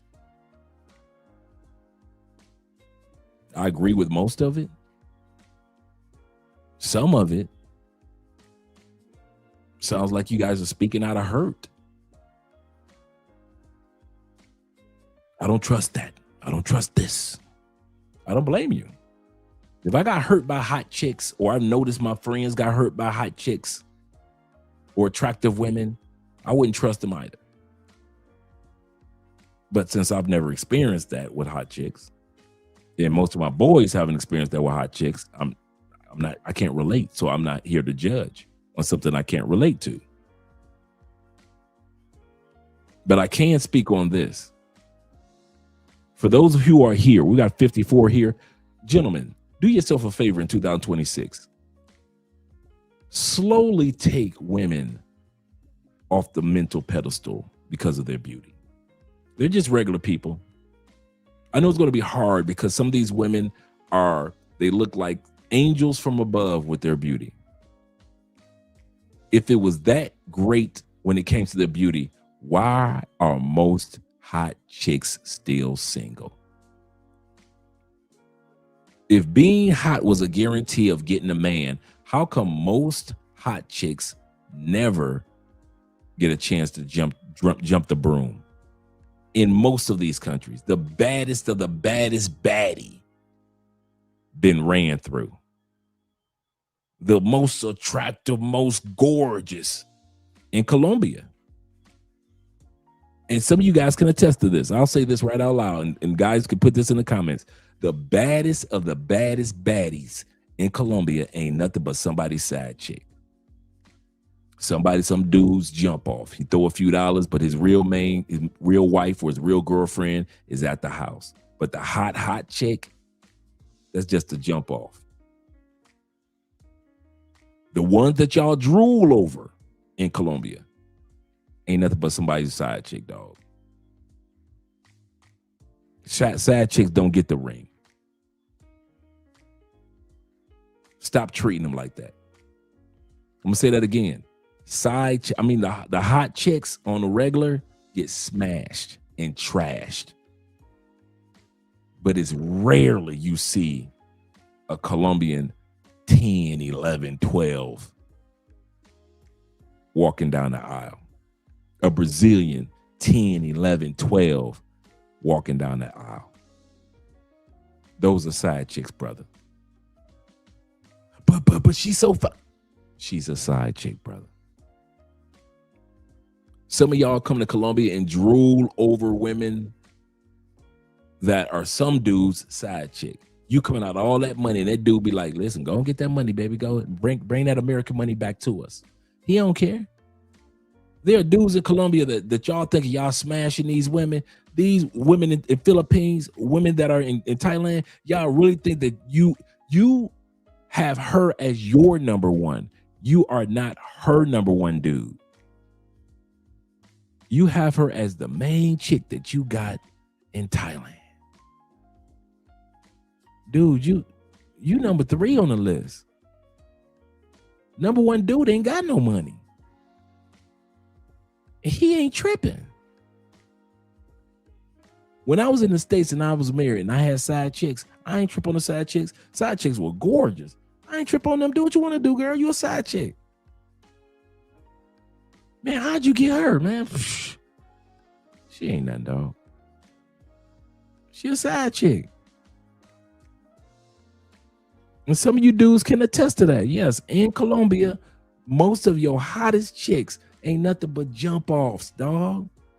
Only we getting off the plane and drooling over these chicks. White dude in jail right now. Think about it, fellas. White dude in jail right now doing 42 years in a Colombian prison. 42 years. He looked like he was already 40 plus when he did his crime and deleted that Colombian DJ a few years ago in Bogota. Because we put their coochie and their beauty on these pedestals instead of saying, you cheat on me, I get another one. I got enough money to get another one. What did he do? He used his money to fly back to Colombia and delete the young lady on cameras, not realizing that all these Airbnbs and hotels have cameras in the halls. That scarcity mindset, gentlemen, we got to get rid of it. I believe that once men start, I really believe in my heart, once men get rid of the scarcity mindset, that's when simping will start to go down. As long as we treat women like they're scarce, once again, there are billions of gorgeous women in the world. I didn't say all 9 billion people are attractive. I said, but there are a lot of gorgeous women in the world. We treat the beautiful ones as if they're scarce, and they're not. Beauty is not rare on this planet. Men, once we get past that, once we get past treating beauty as if it's rare when it's not, especially in countries like Brazil and South America and Colombia and Peru, that's when the simping economy will crash. But as long as we treat women as if their beauty and that booty and that coochie is rare, we'll always have to lead with our wallets. Always. As a man, if you cannot protect your family, provide for your family, give abundance to your family of wealth and happiness, what are you worth?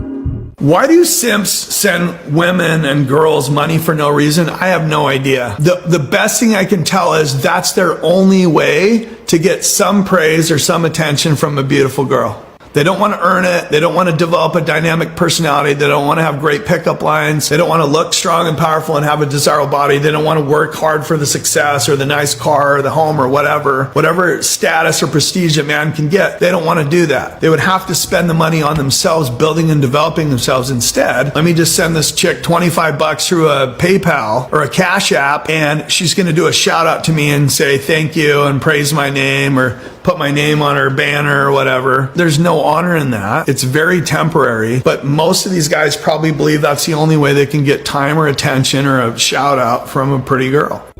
Money has never been the reason to be the man. Money does not make you the man. Made the money. Money never made the man. Do you know what I'm trying to say to you? Yeah. And this is why some of the biggest simps in the world are men with money, because they lead with their money. They lead with their wallet. Yeah. That doesn't command you respect. It's just gonna mean that women are gonna come for you with their money. You know what I'm trying to. In the words of LL Cool J, man makes the money. Money never made a man. Money exposes a man. Alcohol exposes a man. Drug use exposes a man.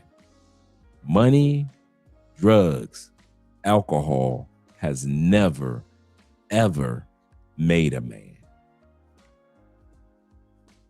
If you don't know how to act in life and you aren't secure around beautiful women without money, you will be insecure around women when you got money.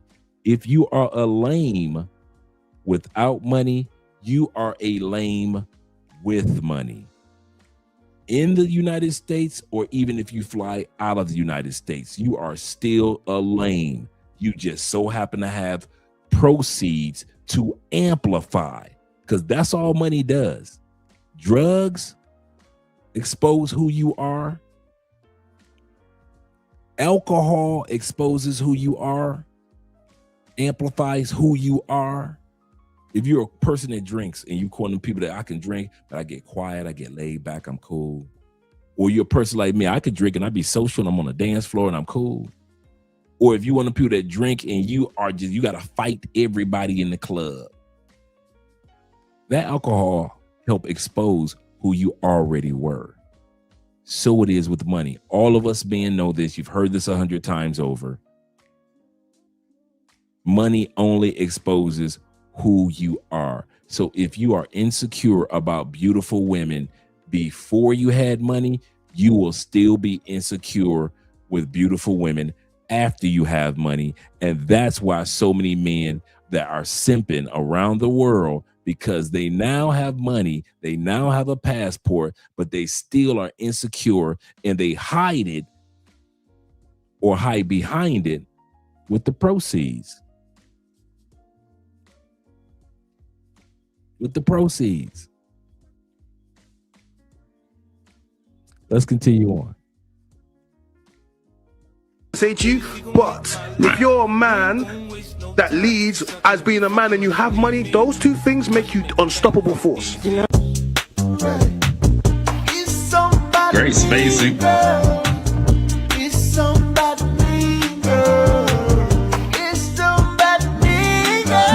Something about me.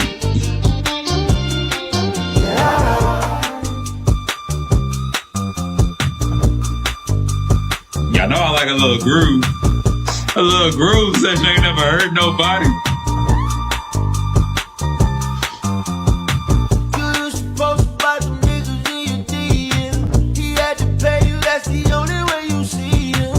Flying out with you and get the room with 2 beds. You said he did too much, I'll pick you up, you stupid. He calling out all y'all motherfuckers simp ass. They be trying to throw that money to get the girl. Get it with your personality. It's something different with me. I want to finish this actually.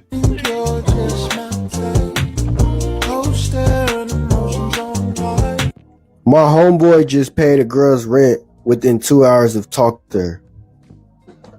All right, let that sink in.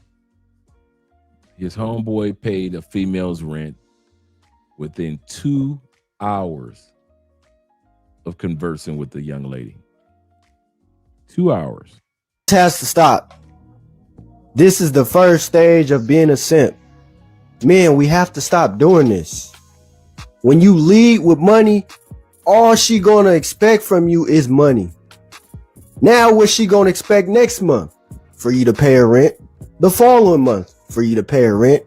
That's what happens when you lead with money. How do you pay a girl's rent that you just met 2 hours ago? That's not even logical. Y'all men have to stop being simps. This is simping behavior 101. How are you going to find a girl that truly likes you if you sending her money within 2 hours of meeting her? Make that make sense. If you not my girl, I'm not sending you money. Or if we not at least talking, I need to get to know you. You don't know how this chick gonna turn out. So all the girlies are on PayPig TikTok now, and I'm living for it. I used to have a couple PayPigs back in my day, and that was probably one of the more financially stable times of my entire life, because if you don't know what a PayPig is, they will literally send you money. They're men, older men, that will literally send you money just for the fuck of it, just because they get off on sending money to pretty girls. Let's go to PayPig. Let's see if what she's saying is correct. This is one of the PayPig sites. You see where it says PayPig sign up? I could sign up for an account. $100. In many cases for conversations, in some cases, no conversation. This young lady might be new for $5 per minute. Per minute. $5 right here for conversation. And in many cases, no conversation. Just you paying. That's what a PayPig is. It's you men who look at these women with scarcity. Feet, a pretty face, literally, they will pay your bills and expect nothing in return. Literally, they won't ask for any or anything like that. They will literally just take your Cash App, your Venmo, your PayPal, Apple Pay, whatever you're comfortable with, and if you post it and they are a real PayPig, they will send you money just for you to humiliate them. Some of them don't even want you to like speak to them. They will just take your Cash App and send you money because they get off on that. So this is my formal application to get back onto PayPig Talk because I missed you. I missed you so bad. And I just got a fresh pedicure done, so... Name 5 things that you have to offer a man. Nothing, and nothing. You ate with that one. Thank you, best friend. Nothing. What do you need from a man who you're gonna take seriously? Money. That's all you look for. You're not serious though. I am serious. So why would a man even want to look your way if you can't add value to his life? Well, dog, if you got the bag down. Right. Thank you. You try to spend the money down. So let's say the man has the bag and he wants to spend the money. What does he get back? I asked him out a question like, what's my favorite color? You know what I'm saying? Right. Nigga. Yeah, let's get to know each other. What color is my motherfucking real hair? Well, we don't keep it shallow over here. We talk about real stuff. Now, when it comes on to the money, why does your man have to have it? Because I get it. So how much you make then? That's none of your business. I'm a nurse, and it's none of your business. So how much do you want your man to make? He needs to be in the streets. Stay down till we come up. You want a hood guy while you're in the medical field? I want a good guy, bad guy, whatever brings the money and make me richer. That's what it is. If he can't pay all my bills and take care of what else I got going on, and then no. Even plain Jane women talk to you guys like this. Let's say this again. You can run it back. Wasn't nothing special about those ladies. And yet, they expect the same thing as if they were special. Women aren't the problem, the simps are. Yes, I said it. Simps destroyed the modern dating world. They enabled entitlement. They killed feminine accountability. Why do women think they can disrespect men with no consequences? Because a simp will still chase her. Why do women think they deserve a 6-figure guy while bringing nothing to the table? Because a simp will give her money just for existing. Why do women think they can't leave a good man and come back later? Because a simp will still answer her calls. Simps reward bad behavior. Simps validate toxicity. Simps inflate egos that don't deserve inflation. Simps make bare minimum women feel like goddesses. And the real men end up suffering because the bar is so low. She doesn't need loyalty. She has simps. She doesn't need respect. She has simps. She doesn't need to work on herself. She has simps. You know why most women don't improve? Because simps make them believe they don't have to. Men, let me put you on game. Stop liking every picture, giving attention for free. Stop chasing women who won't add any value to your life. A woman only improves when she realizes attention is earned, not given. If men stop simping for 30 days, the entire market would correct itself. Women would have to bring peace. They would have to bring femininity. They would have to bring accountability instead of entitlement, attitude, and chaos. Men couldn't last 30 days not being simps. He said, if men stop simping for 30 days, the market will correct itself. I say this, the average man cannot stop simping for 30 days. Hell no. Hell no. The average man cannot stop simping over beautiful women for 30 days. You will never see that mass movement. Men don't care. As long as we got wallets and more money we put in our wallets, the more we will simp. And any man that sits back and say it's not that bad, it is that bad. It is that bad. We laugh at Russell Wilson as if he's the only Russell Wilson out there. As if he's the only one that said, I'll be a stepdad, I'll simp it out. And many stepdads are living miserable in many marriages and relationships, but we'll simp it out because she's cute. It'll never be a time in history ever again that men will not simp. It is what it is now. And even ugly women or plain women can get money from y'all. So be it. Simps ruined woman. So stop simping and start leading and watch how fast the world will change. You do not have to fuck a nigga for them to give you their money. So why you keep the gook around? The gook gon' do what you say. They calling y'all gooks now. So you're not just a simp, you're a gook. And the gook is gonna do what you say. Look at this woman. Look at this. This is your queen. This is who y'all simp over. This is who she just said you don't even have to have sex with the gook. Start using that one. Start using that simp gook term. Yep, she's a 3-tech. And yet and still dudes will drool over her. She said dudes are sending the money. I don't care if it's only sending her $5. It's the fact that you sent the $5 to her. They gonna send you the money. What's your roster placement? Who playing the main? I know you got some gooks. I got a couple of dummies, but then I got one nigga that's on my top roster. Like, he that right now. What he do to be that? Fuck nigga just different. Like, this fuck nigga just different. Like, I don't know. You do not have to fuck a nigga for them to give you their money. It's always a nigga that's bigger than the program. But I'm not gonna let you know that you bigger than the program. They gonna be like, why you ain't answering the phone? My car broke down. Oh, why you ain't tell me? Or my light bill off. Or I'm trying to get my shit together. Why you ain't tell me? They gonna send you the money. Does the gook ever get like cap? No? All of that they be doing, they don't get no. For the gook. I'm waiting for the bus. Of the guys who you've never met in person, what's the biggest amount that a dude sent you that you never met him? It's a lot. It's a healthy 6 figures. 6, like in one transaction. Yes. Look at there. Look at this chick. Looks like she's in her 40s, if not 50s. And she said the largest transaction that a man has ever sent her that has never met her, 6 figures.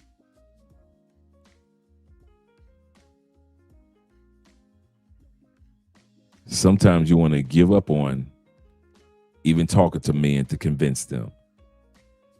Because I see men cry on social media about how women don't take us serious. Man, we don't take ourselves serious. Let's be real, fellas. Come on, let's be real with it tonight. There's not that many here. I was not expecting a lot of guys. When I put together this particular live stream, talking directly to men, I promise you, I was not expecting a lot of people to be here anyway. I was not. I could have put together a video talking about Anton Daniels or talking about modern women, and I promise you, it'd have been 150 people here all day long. But when it's time for us men to do a self-analysis while we travel to these other countries, nobody want to talk about that. And you're right. David is 1,000% correct. Dre, please stop trying to help these simps. They make it easier for us men in the chat. Women love when a man says no. This is true. Has order and standards. Absolutely correct. Absolutely correct. Right. Them 6 racks could have went on XRP for real. Seriously. I'm with you on that one. And once again, sent her 6 figures and never met her.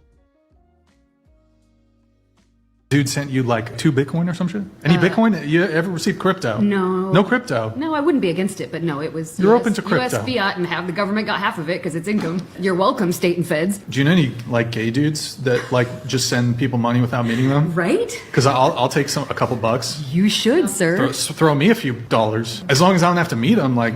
I mean, that's kind of what you're getting right now with the. Whoa, wait, holy shit, that's kind of true. A guy would be up and be like, oh, okay, big money. Like, to a woman, it's like cringe. Why are you even like. But That's Unique, if you're saying it, not you, but as a some of these women, if they're like, oh, I got my own money, I got this and that, I got this and that. Of course, that's what you're gonna attract. You pay for it. Yeah. Right? Like that's what you're gonna living attract. with. If But you see, were going this out is with the a man thing. like that. See, this is the thing though. Rightfully so, yes, men hear women say that and then they want to do that and act in that way. However, then men meet women that are more so traditional and are like, wait, no, you're supposed to pay for the date. And then he's like, well, that's not how I do it. That's not what I'm used to. Yeah, I got these hanging earrings. You paying for the date. You opening the doors. We're doing things differently today because I'm Gen Z. And so from a behavioral health perspective, right?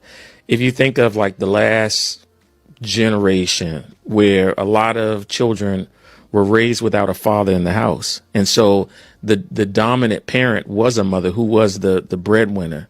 Like, how much do you guys think that that's impacted the way in which, those who are dating now view the world? If you want to find true love, don't send money to anybody.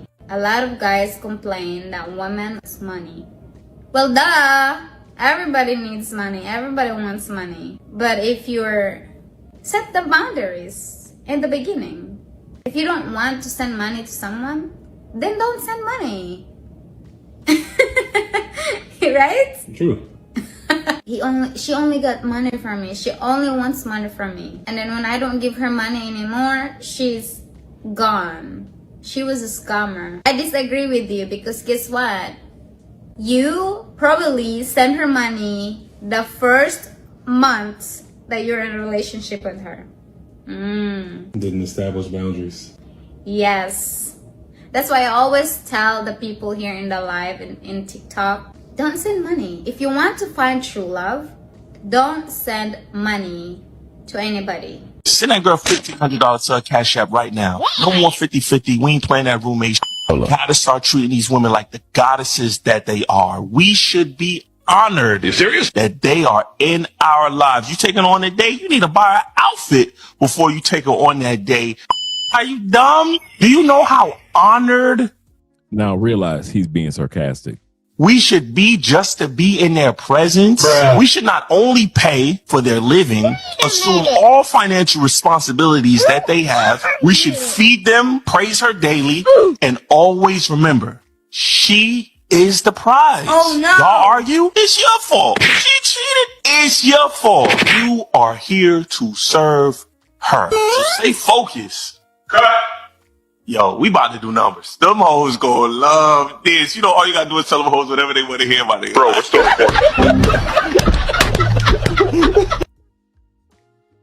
Okie dokie. Simps, nice guys, and provider men all lose in the end. Simps put women on pedestals and will sacrifice their self-respect in order to try and make her happy. They simply do this just because she's a woman. A nice guy will be super agreeable with women. He will say okay to everything and agree with her no matter what.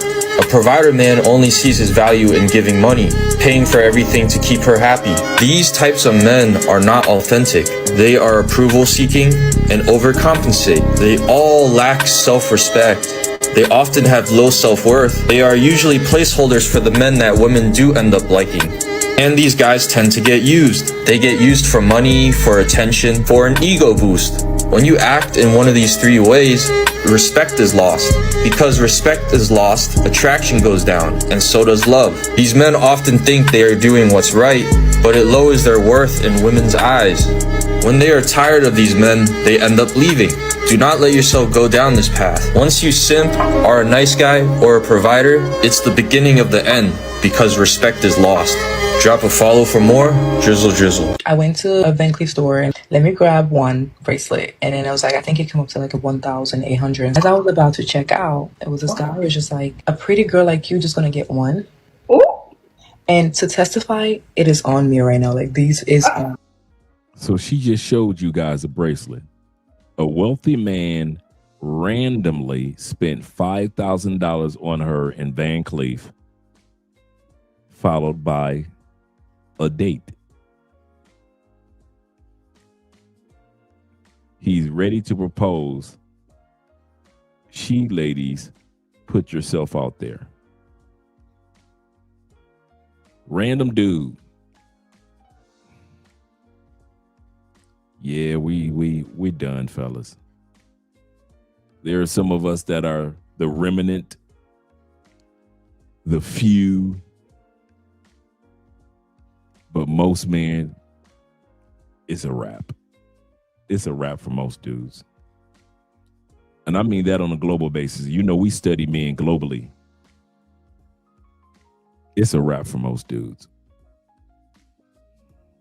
I've not taken this bracelet off. I take shower with it. Wait. Okay. I didn't see him when I was choosing or looking at. I don't know where he came from. I swear. I was like, I just smiled and like I was like, he said that. Like I just like turned. I was just like. And yet on YouTube, because she's on one of those little I'm looking for a man YouTube shows. So even after this dude spent that money on a bracelet, took her out on a date, she still ended up rejecting him and ending up on this YouTube show to tell the tale. So what are you gonna do about it? And then he was like, I don't know, I take care of it. So from there, he took me to downtown. We had a cocktail, we had a drink, we just talked. And Wait, so he purchased both of the bracelets? He purchased both of the bracelet. The one that I wanted and then the one he chose that for me. That would look nice on me. Oh, and we had a date immediately after. Yeah, I wouldn't call it a day. It was like, he's like, let me get to know you real quick. Because he's in Boston. He was just in Tampa for that moment. And we just met just like that. So wait, you guys went out on a date after? I don't consider it a date because I'm too extra because we went out immediately. Okay. Like, he's just like, what are you doing after here? I'm like, I just finished my exam today. I passed. He's like, how about we celebrate over a drink so we get to know each other because he's leaving tomorrow. I was like, okay, sure. Then I'm like, I don't feel like driving. He said, don't worry. Like, I'll take you there and then have somebody over drive your car or maybe get somebody to pick up your car or order your Uber. Like, it's not an issue. Like, let's go. I'm like, say less. I did not need to check my purse because I did not need it. Starting from entrees, drink, and he knows I'm a very cocktail girly. So, oh my God, he even texted me, hey, baby. I'm sorry, I'm blushing. He just texted me, hey, baby. Oh, we in love. Okay, I'm not in love, but I'm just liking the experience. She says, I'm not in love. I'm just liking the experience. Now, mind you, again, where she is, she's on one of those YouTube dating shows looking for a man while a simp bought her drinks cocktails, if you will, the apple martinis. $5,000 Van Cleef bracelet. And this simp, she's already said, well, I wouldn't even consider it a date, even though he spent that money. I wasn't going on a date with him. And she emphasized that several times. While she's on the show, he texts her, hey, baby. And she lets the hostess know, I am not falling for this dude. I only like the experience. This is what I mean when some of you guys, and I mean many of you guys, overpay in other countries. They didn't ask you for the experience. You are offering for free for them the experience. You're taking them to the best of the best restaurants in Cali, Colombia. Why? She never asked you for that. Just like this young lady didn't ask the dude for the bracelet. And when you get back on the plane, you know what that Cali woman is saying? I never liked him. I was only with him for the experience. He flew me to DR. Girl, did you like him? Yeah, we had sex one time, but I didn't like him. I only flew for the experience. You flew the Brazilian chick to Europe with you. Did you like it? I had a great time in Europe. Did you like him? You in love? No, I don't like him. I only went to Europe for the experience. A lot of times we've got to realize a lot of these women, everybody that you spend money on, don't like you. Excuse me. Everyone that you spend money on, Mr. Big Wallet, does not necessarily like you. Colombia, they will smile in your face. Asia, they will smile in your face. But that doesn't mean that she likes you. That's why a lot of guys in the comments are saying we have to make sure that we vet these women properly. Because there are women that will smile in your face all the time, want to take your place. The backstabbers. Backstabbers. They smiling in your face. Like this woman smiled in that man's face, and now she's live on YouTube laughing at him. Live on YouTube laughing at him. I don't consider it a date because I'm too extra because I went out immediately. Okay. Like, he's just like, what are you doing after here? I'm like, I just finished my exam today. I passed. He's like, how about we celebrate over a drink so while we get to know each other because he's leaving tomorrow. I was like, okay, sure. Then I'm like, I don't feel like driving. He said, don't worry, like I'll take you there and then have somebody over drive your car or maybe get somebody to pick up your car or your Uber. Like, it's not an issue. Like, let's go. I'm like, say less. I did not need to check my purse because I did not need it. Starting from entrees, drink, and he knows I'm a very cocktail girly. So, oh my God, he even texted me, hey, baby. I'm sorry, I'm blushing. He just texted me, hey, baby. Oh, we in love. Okay, I'm not in love, but I'm just liking the experience. That's how life been. I do not nag him. I do not call him. I do not text him first. I do not want to know what he's doing, where he's at. I do not care. And life has been so peaceful. Man. You see how she's doing that? As long as he's coming out of those proceeds, as long as he's spending that money, no, I don't think she's lying. I think that the simps out there, see, it's easy to think that she's lying. I think she's telling the truth. The simp economy is literally just like this. I don't think she's lying at all. Because I see dudes do this when they come here to Colombia. See, that's what validates. Well, all she's doing is validating what the type of footage that you guys put out there. And I won't say you guys, but men put out there in general. When they go to Thailand, they do this. When they go to the Philippines, they do this. Dudes have been doing it like this in DR forever. Here in Colombia, man, y'all always flying some Colombian chick from one city to the other city, or flying a chick from one country to another country. She ain't lying. And all the Colombian chick got to do is smile in y'all face, give y'all a little bit of head, give y'all a little bit of coochie, which she want the orgasm anyway. She orgasmed and got a flight and got a meal. Just check. Let's look at it for what it is here in Colombia. To validate this, there are dudes that will fly a chick out. Check. She get a free flight, free hotel accommodations. Let's look at it for what it is. I'm a Libra. Let's put it on the scale. Free flight, free hotel accommodations. If y'all going to any excursion, free for her. Y'all go out to the club, drinks and entrance free. Any miscellaneous, free. Y'all have sex a couple times. She orgasm each time, free. Right? We got that on the scale. In exchange,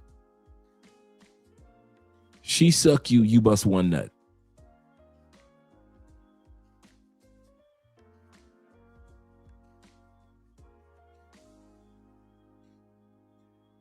You flew her all the way out from Medellin to Cartagena so she can suck you.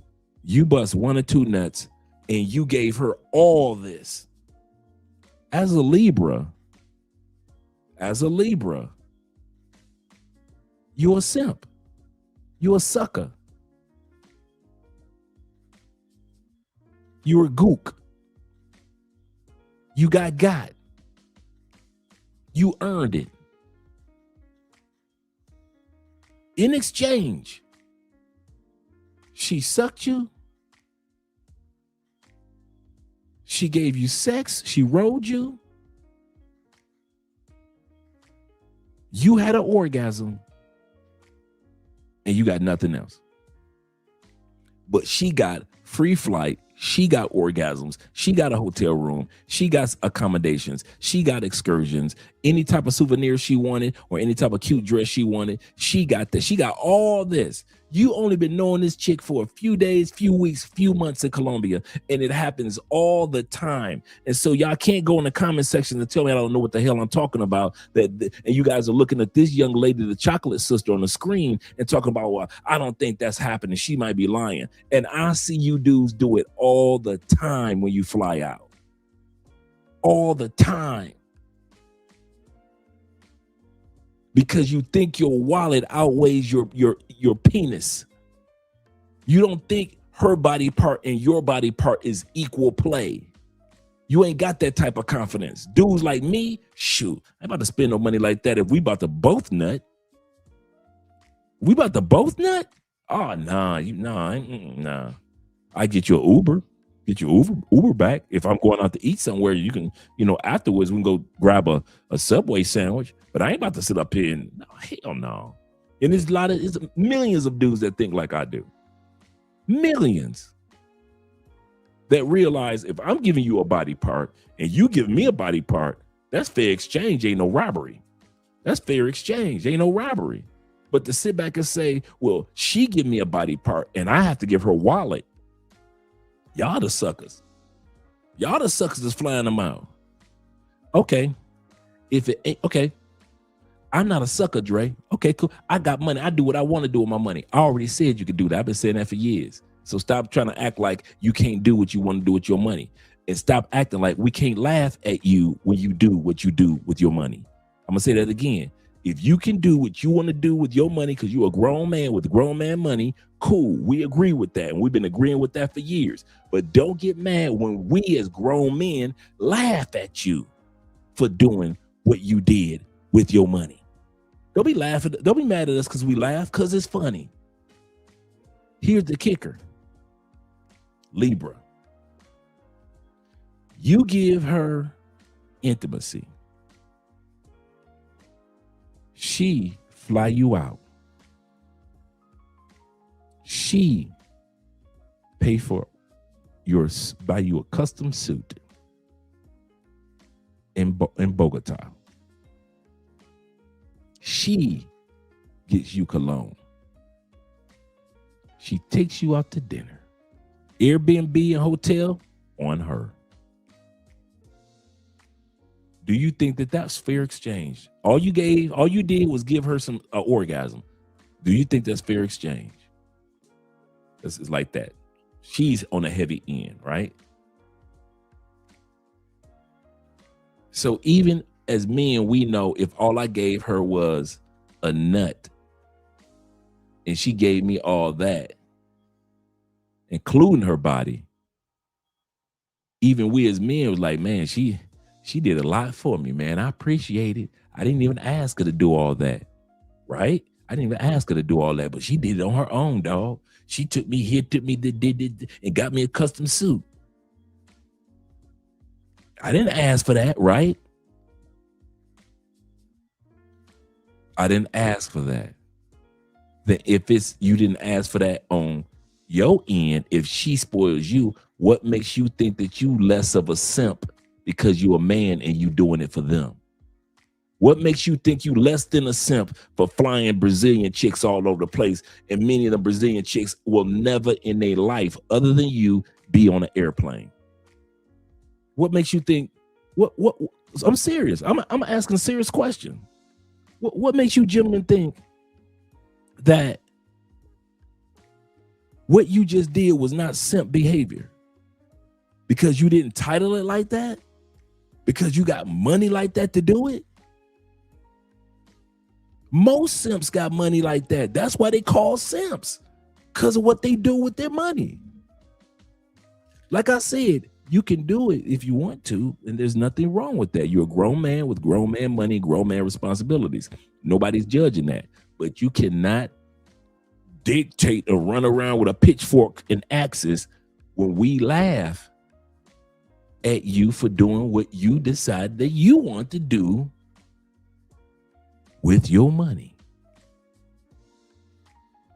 You flew her out and you got a nut out the deal. Yes, you did. She sucked you and she rode you. Cool. She got out the deal, all this other stuff, including a free flight and accommodations, free meals, free drinks, free excursions, miscellaneous free souvenirs. And you are stupid enough to think that it was even fair exchange. Where's the fair exchange in that? Where is the fair exchange in that?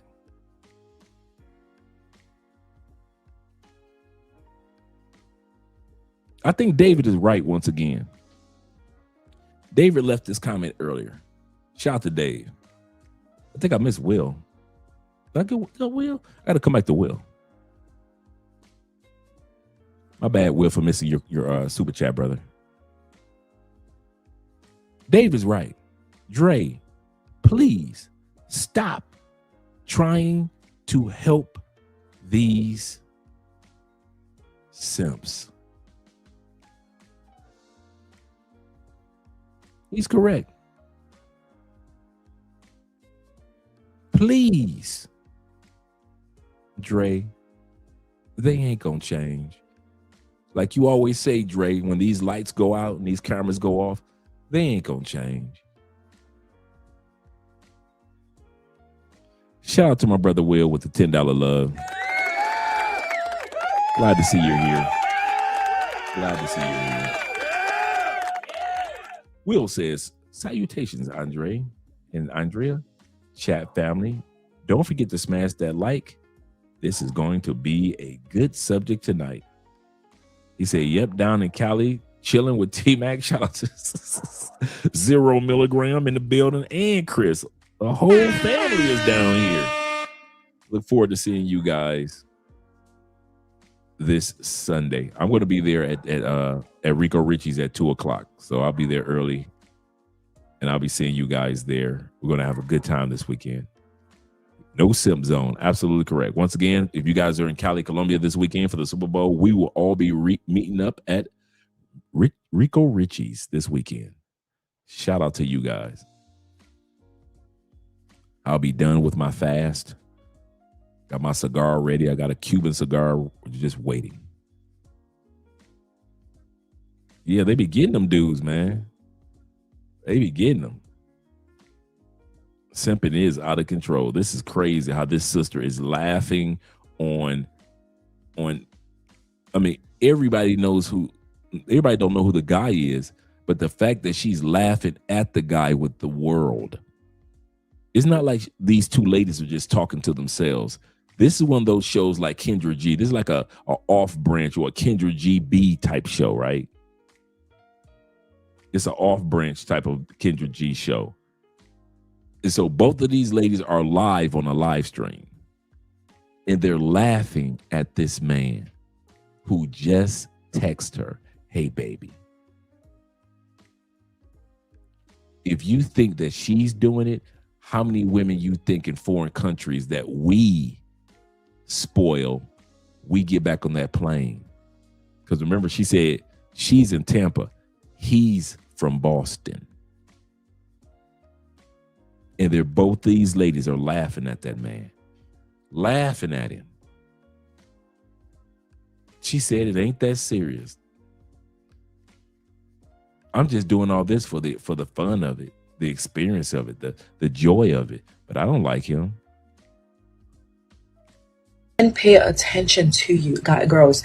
If you're wearing a nice Van Cleef or nice purse, they pay attention. They look at absolutely. Yeah. Your bag, your shoes, your nails, your toes, your hair.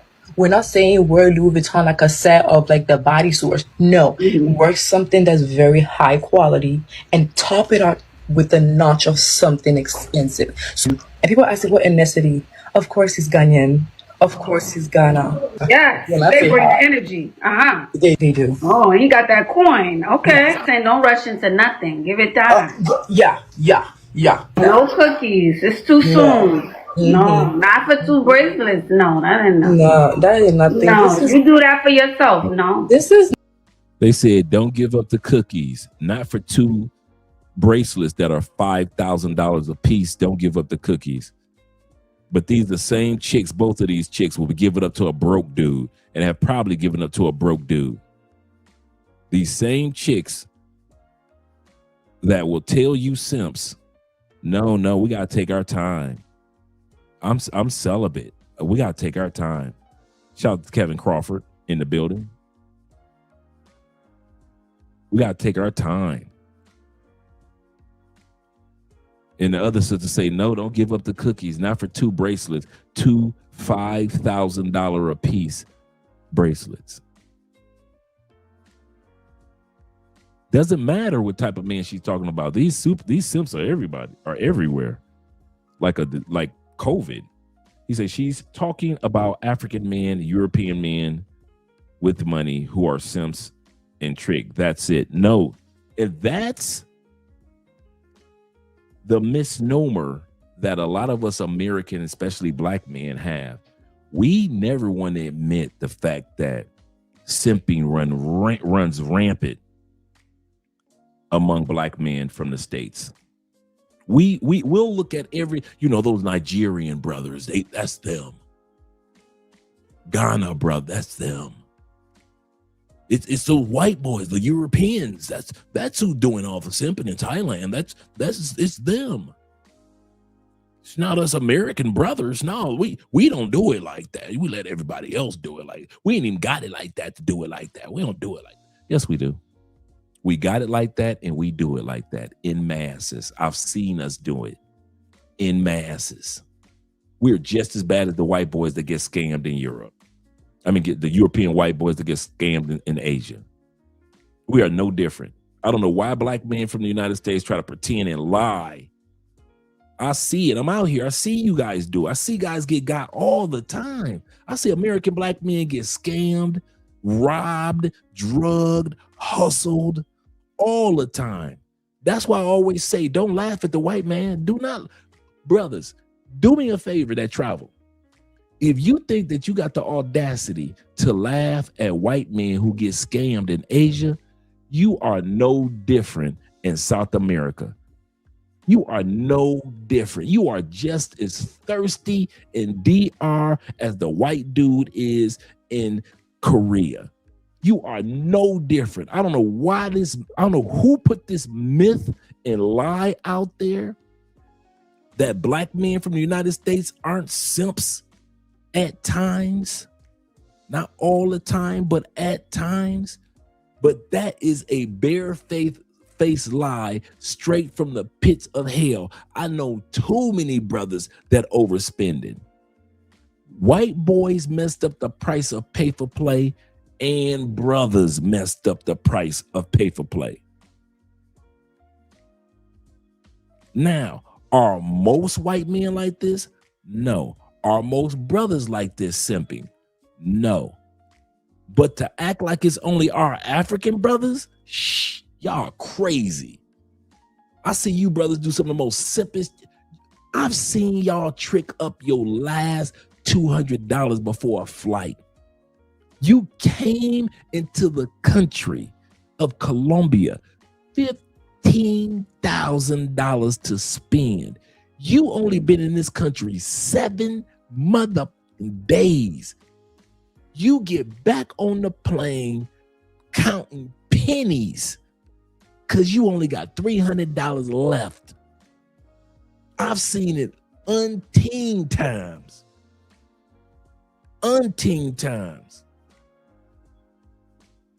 We can sit back and pretend and sugarcoat it and act like, no, it's those Nigerians. You know how generous they are.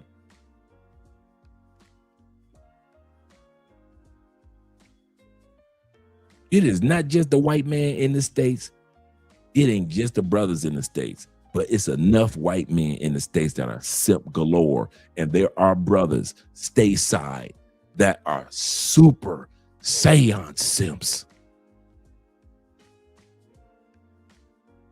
There are brothers, man, that travel that you on Dragon Ball Z level simps.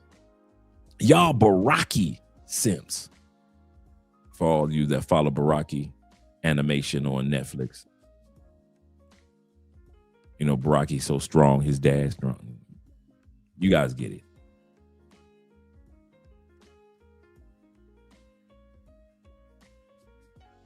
Or Baki. I said Baraki, but I meant Baki. On Netflix. Shout out to Baki. On a whole nother level. Don't put that on those African brothers. I see y'all come down here, man. Dude. Okay. I'm not black, I'm OJ. Okay. Yeah, they be do super seance simping, man. My man Gary in the building. Gary said, he said, but Dre, but Dre. Those are the same guys that claim that they don't pay for the box. Pay her direct or pay a third party for dinner, drinks, gifts. You still paid. He's 1% correct. Shout out to you, Gary, with the love. 1% correct. What? Man, I love anime. Love anime. I kid you not, man. Sometimes, man, after a live stream, because I don't want to, I'm going to tell y'all something, man. After a live stream, I don't want to hear my voice. I do not want to hear anything. I don't want to hear my own voice after a live stream.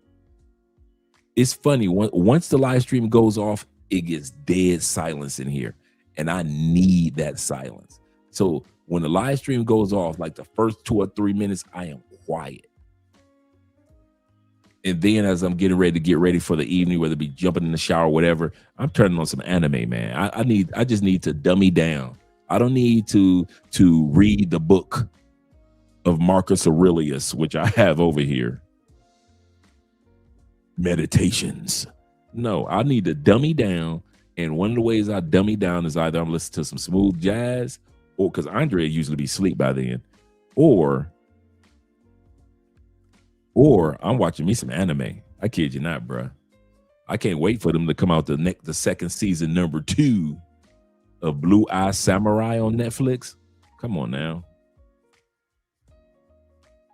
Yeah, power level. Thank you, brother. Power level 9,000 simps. For real.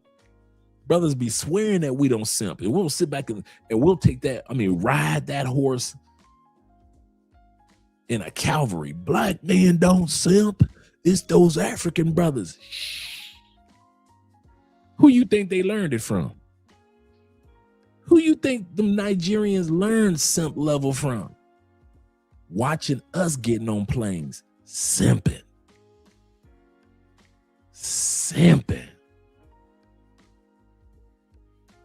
And you dudes will literally, this is the funny part, over the years, because guys will trust me to tell their stories, tell me their stories, like we're at a bar or wherever it is, and you will literally sit there in my face and tell me the young lady said 100,000 pesos, right?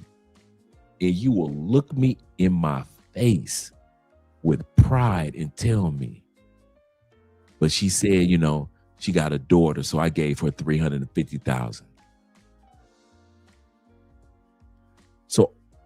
So she ain't had to show you no photo, no footage, no facts, no birth certificates, no nothing. All she had to do was spew. You don't know what the daughter looked like. I don't know. So all she had to do was just lie and say, I got a daughter, or my grandmama's sick, or my dog is dying. And you gave her an extra 250,000 pesos. When all she asked you for was $25. 100,000 pesos, $25 on average. And you guys will be so full of pride when you say it, not realizing I'm looking at you in your face and I'm thinking like, this is a simp on level 10 simp. When you simp and you don't even notice you simped. And we've all had our moments of simping. Don't get me wrong. We've all had our moments. I'm not going to sit back here and say I've never had that moment. I've had those moments but it's all about waking up sooner than later. You can have it happen one time. It's okay. Fool me once, fool me twice. Shame on me, right? So after one time, you're like, I ain't gonna let that happen to me again, ever again. So we all may have been there, but some dude, it's their ritual. It's what they do. He said that Blue Eye Samurai had me low-key dodge my other anime shows. Man, that Blue Eye Samurai, man, that animation was, they won I believe it was an Oscar for that show. And so they just came out with the trailer for season 2. So I've been watching Blue Eye Samurai, and I've been watching, me and Andrea will sit back and watch The Chosen, the Jesus narrative. Really good. If you guys didn't get a chance, watch The Chosen, man. It's really good. They're on season 5, right? And it's a global phenomenon. I mean, they are big. And so me and Andrea will sit back because Andrea's going through her Christian journey, over the last year. So it helps her understand the Bible a lot more by watching The Chosen, because she's like, okay, now I can understand how John said this and where they were going with that type of thing. But as for me, my boy, I love some good animation, man. Love me some good animation. But yeah, man, these dudes, ain't no way in heck. 2 $5,000 bracelets for a total stranger. You could give that money to a homeless person and change their lives. That's Andre. If I'm going to do that, I would rather give that money, and I mean that, I would rather have given that money to a homeless person to change their lives before I give some ungrateful sisters that are laughing at me on YouTube 2 bracelets worth $5,000 a piece. I could have did like Crypto Emperor, and I could have sat back and said, you know what? I could take 5,000, put it in crypto, and still had 5,000 to give to the poor throughout the city during the winter time. I'd have said, okay, I'm gonna keep 5 for myself, put that in investments, and I'll take the other 5 and I'll give that to the poor for the winter time, whether it be money for a soup kitchen or whether it help them get food or whatever it may be. But I'm not gonna sit up here and give some raggedy chick in Tampa, and I'm from Boston and I'm leaving tomorrow. That's the other part. He was leaving the next day. And now he's texting her from Boston. Hey, baby. Hey, beautiful. Y'all some, man. And you think that it's just an African dude that did this? Or a white boy? I promise you, the brothers are in the race of who her simp is as well. We don't know who the simp is, but I promise you, it could be a brother just as easily simping. Because I see us do it all the time in these other countries. Oh yeah, I watch Adult Swim all the time too. Yes, sir. Yes, sir. Not Walmart. Harder, baby. Not just materials is gonna get me there. Not just materials is what I'm saying. Yes, I'm so grateful. Your advice, I watch you all the time. Rich men don't like broke women. There's always that one woman that's the president of the Broke Women Association in the comment section like, rich men fall from the ceiling when you're the brokest. You can be homeless and still find a rich man. I met the richest man when I was the brokest. Most of the women saying these things, if you check their lifestyle, they're not driving a G-Wagon. They don't have a Birkin. They don't have an AP on their wrist. So it's like, you shouldn't even want to be broke and have to be a child, a dependent to a man. You should want to have your own money as a woman so you can afford basic things and not have to degrade yourself just because you want a coin. That's just the truth. And if you are that girly that don't want a 9-to-5, wants to make more money, looking to start a digital business, then get the digital blueprint. If you're going to lead with money, nigga, send the money. Send the money. Fuck, nigga, talking about some, let's get to know each other. No, you. Wealthy men don't care to date rich women, right? They'll date, they'll date who they just are attracted to, right? Women have these like, Bro, I don't even think wealthy men. I think once a man is able to stand on his own 2 feet, now we're not talking about bums, like guys that don't have a job. When a man is able to take care of his own self, you don't really care what his woman makes, you know? Yeah, something. Man with money, they ain't never complaining about the things you ask for because they got money. It be the broke man complaining. Oh, that's too much. Oh, yeah, because you don't have it. Just shut the fuck up. Now, notice this as she was talking, and the brother's going to talk about it in a second. Here we go. You don't really care what his woman makes, you know? Yeah, something. Man with money, they ain't never Look over her head, some of the cracks that are taking place. Those cracks that she has in her roof, the car doesn't come like that. The car doesn't come with cracks in the roof like that. That's not a line that is part of the design. As she's talking about a man with money. This will be addressed. complaining about the things you asked for because they got money. It be the broke man complaining. Oh, that's too much. Oh, yeah, because you don't have it. Just shut the fuck up. Tell that man you know what money to fix that motherfucking moon roof with all them cracks and shit in it. You better hope it don't rain. You worry about the wrong shit. Live within your means. You could be making $100,000 but living a $30,000 lifestyle, and you have options. You could be making $350,000 a year and living a $500,000 a year lifestyle, and you have no options. We do not talk about spending enough. Everybody has different versions of golden handcuffs. I remember talking to her. I was like, "Hey, I made $35,000 last year. I may never make more. If you care about that, we don't have to get married." Wow. Because I've learned how to live at 35 grand and I'm happy. Yep. If it's something that bothers you, I'm never going to be the guy that chases money. Yep. I'm always going to chase purpose because I know that's where true happiness comes from. And her response was, I don't need your money. I got money. Yep. I just need you to be you. And so once she said that, it was off to the races because I'm now awesome with money. Let's be honest. Even though looks aren't everything, he can say something that another dude may not be able to say making $35,000 a year. Mr. Albie Shore, Chico DeBarge, he can say, baby, I only make $35,000 a year. I don't care, Chico, as long as you with me. I got my own money. Now, let some brother that ain't got looks, that's about an extra 50 pounds, let him have said that. Most women would be like, no, oh no, hell no. And you only make 35,000, hell no. So let's be real, big man, Mr. Light Skin. It depends on who you are. So let me get this straight.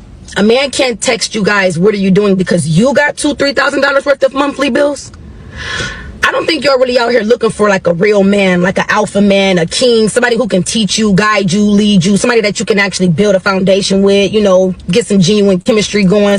Y'all not looking for that. Y'all are out here looking for somebody to help you. Y'all are out here looking for a sponsor, somebody to sponsor your lifestyle. Because I'm trying to understand, when did it become a man's responsibility to even give you anything during the dating phase? A man is not responsible for your monthly bills in the dating phase. You're not his woman. And what makes you think that a man does not have his own bills, his own responsibilities? That is why a lot of you ladies cannot enjoy the dating phase, because you are out here dating for all the wrong reasons. When you are dating somebody, it should really only be about just seeing if you and this person got a connection. Can we build together? Are we on the same page? Do we got the same beliefs, the same values? Something along those lines. But y'all get so frustrated. Well, he keep texting me what you doing, and he ain't asking me how much is my rent and my car note. That's not his problem. A real man is not getting ready to lead with his money. Only an insecure man lead with his money. There is some man that will give you money in the first couple of months, but that's a man that don't know himself. A man that knows himself, he's going to find that a turnoff that you're even asking him for money. Allow that man to give you that good gesture. A man that is genuinely interested in you, he's going to see any type of weight that he can lift off of you, so you wouldn't have to ask to begin with. But if you ladies are out here drowning in your own monthly bills like that, to the point where you frustrated and can't date somebody for the genuine reasons, then you shouldn't be dating.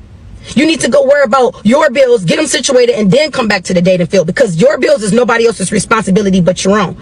As long as a man is respecting you, making time for you, and he's showing you that he is consistently interested, that is all you should be asking for in the dating phase.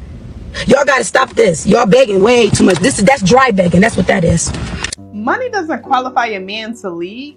Character does. See, a lot of people are bowing down to money, thinking if he makes enough, that automatically makes him a leader.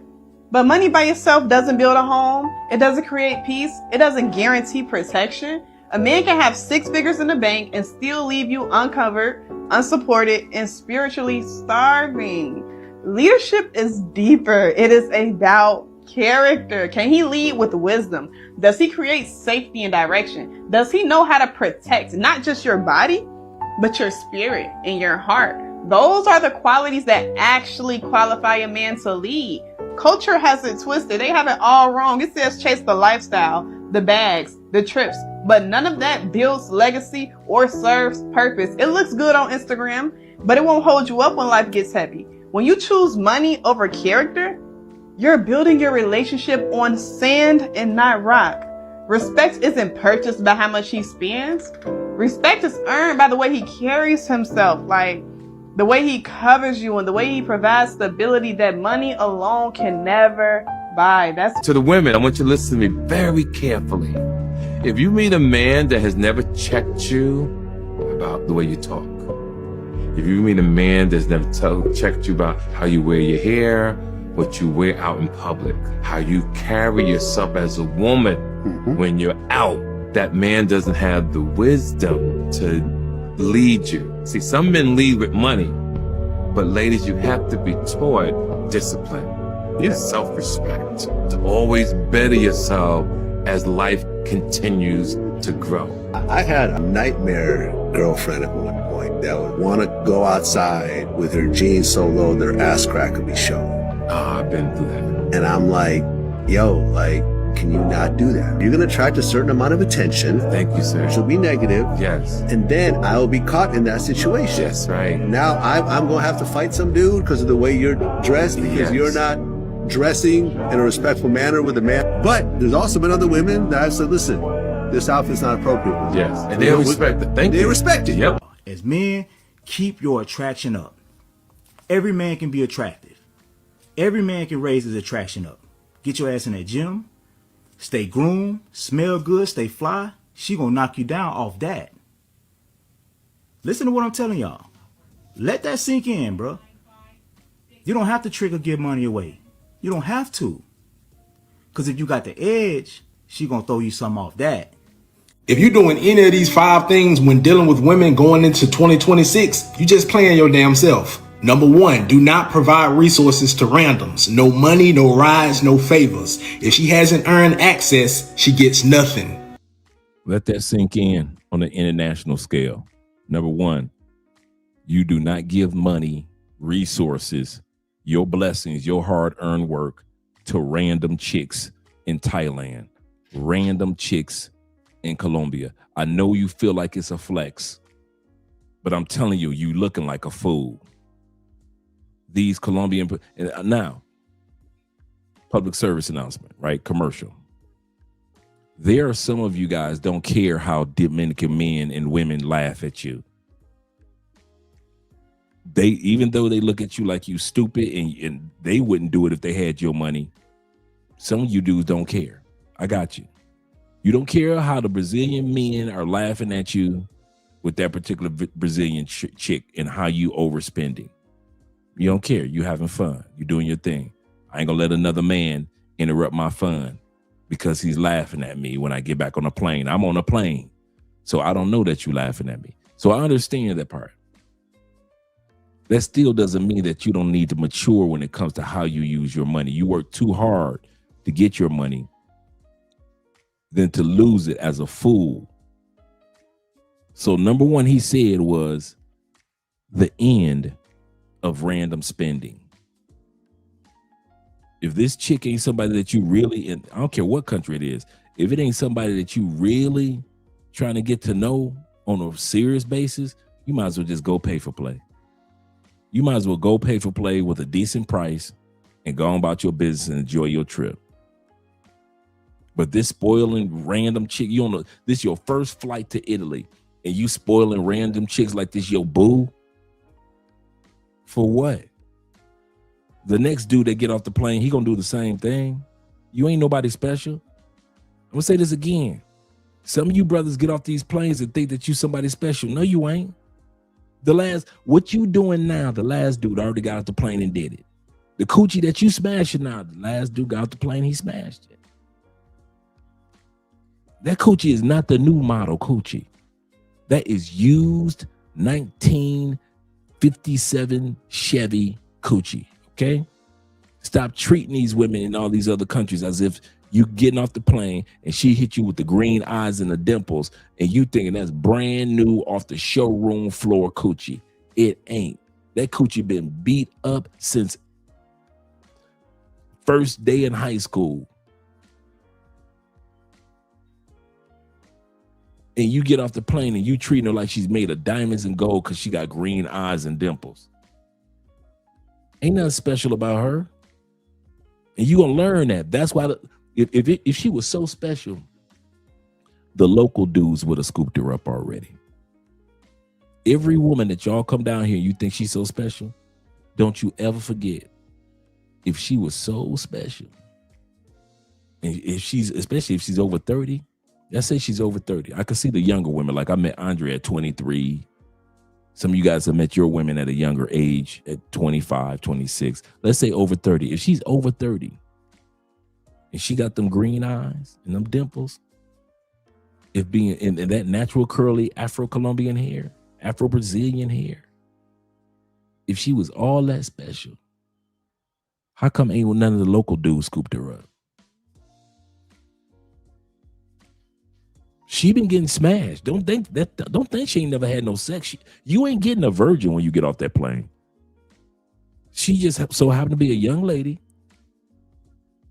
32, nice body, beautiful white teeth, dimples, blue, green, hazel eyes, right? All the hair is hers. Thick eyelashes. Long eyelashes, thick eyebrows, right? If she was that special, how come ain't none of the local dudes scooped her up? You know why? Because the local men know that she's just regular in Brazil. Her beauty is just regular Brazilian beauty. So the brother is right. Number one, stop overspending for randoms. Let's let them continue on. Let's let them cook. Number 2, do not argue with women. I repeat, do not argue with women. Arguments are emotional power grabs. Men do not debate feelings. We just fucking disengage. Absolutely correct. I don't care if a woman comes with insults on a panel. I don't care if a woman comes with insults in real life. Disengage, gentlemen.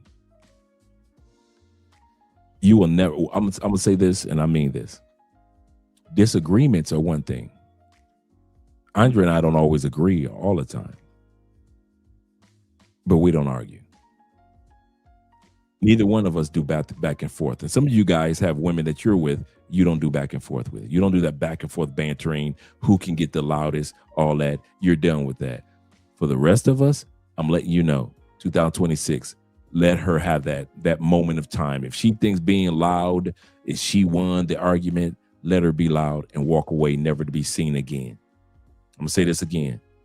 If it takes you to have a Dominican chick and she's sassy with her energy and she loud and argumentative and you got to fight and tussle with her, and like the other brother in the video a couple days ago, she's got your dreads and holding you and you got to go through all that with a woman, disengage.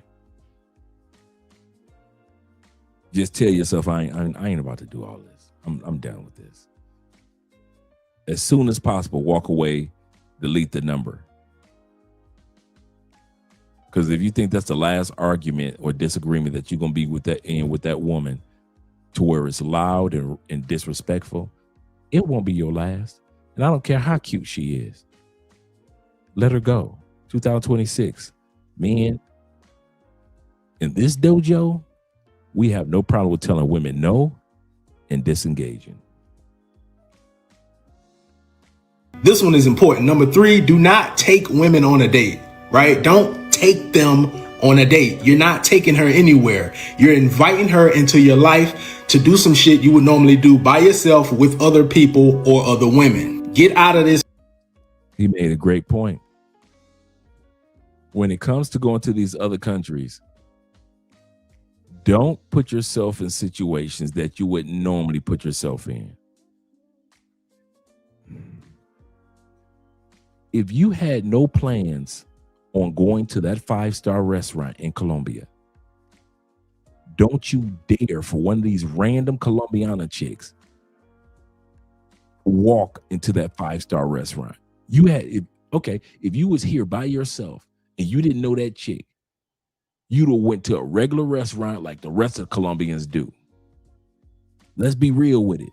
The only reason you pivoted because you're trying to impress the coochie. 2026, we don't pivot. If I'm going to just a regular I don't care if I was single and I'm going to Subway. Guess where she going? Subway. I don't care. 2026. If I was single and if I was going and I just so happen to be in the mall and I say, meet me in the mall.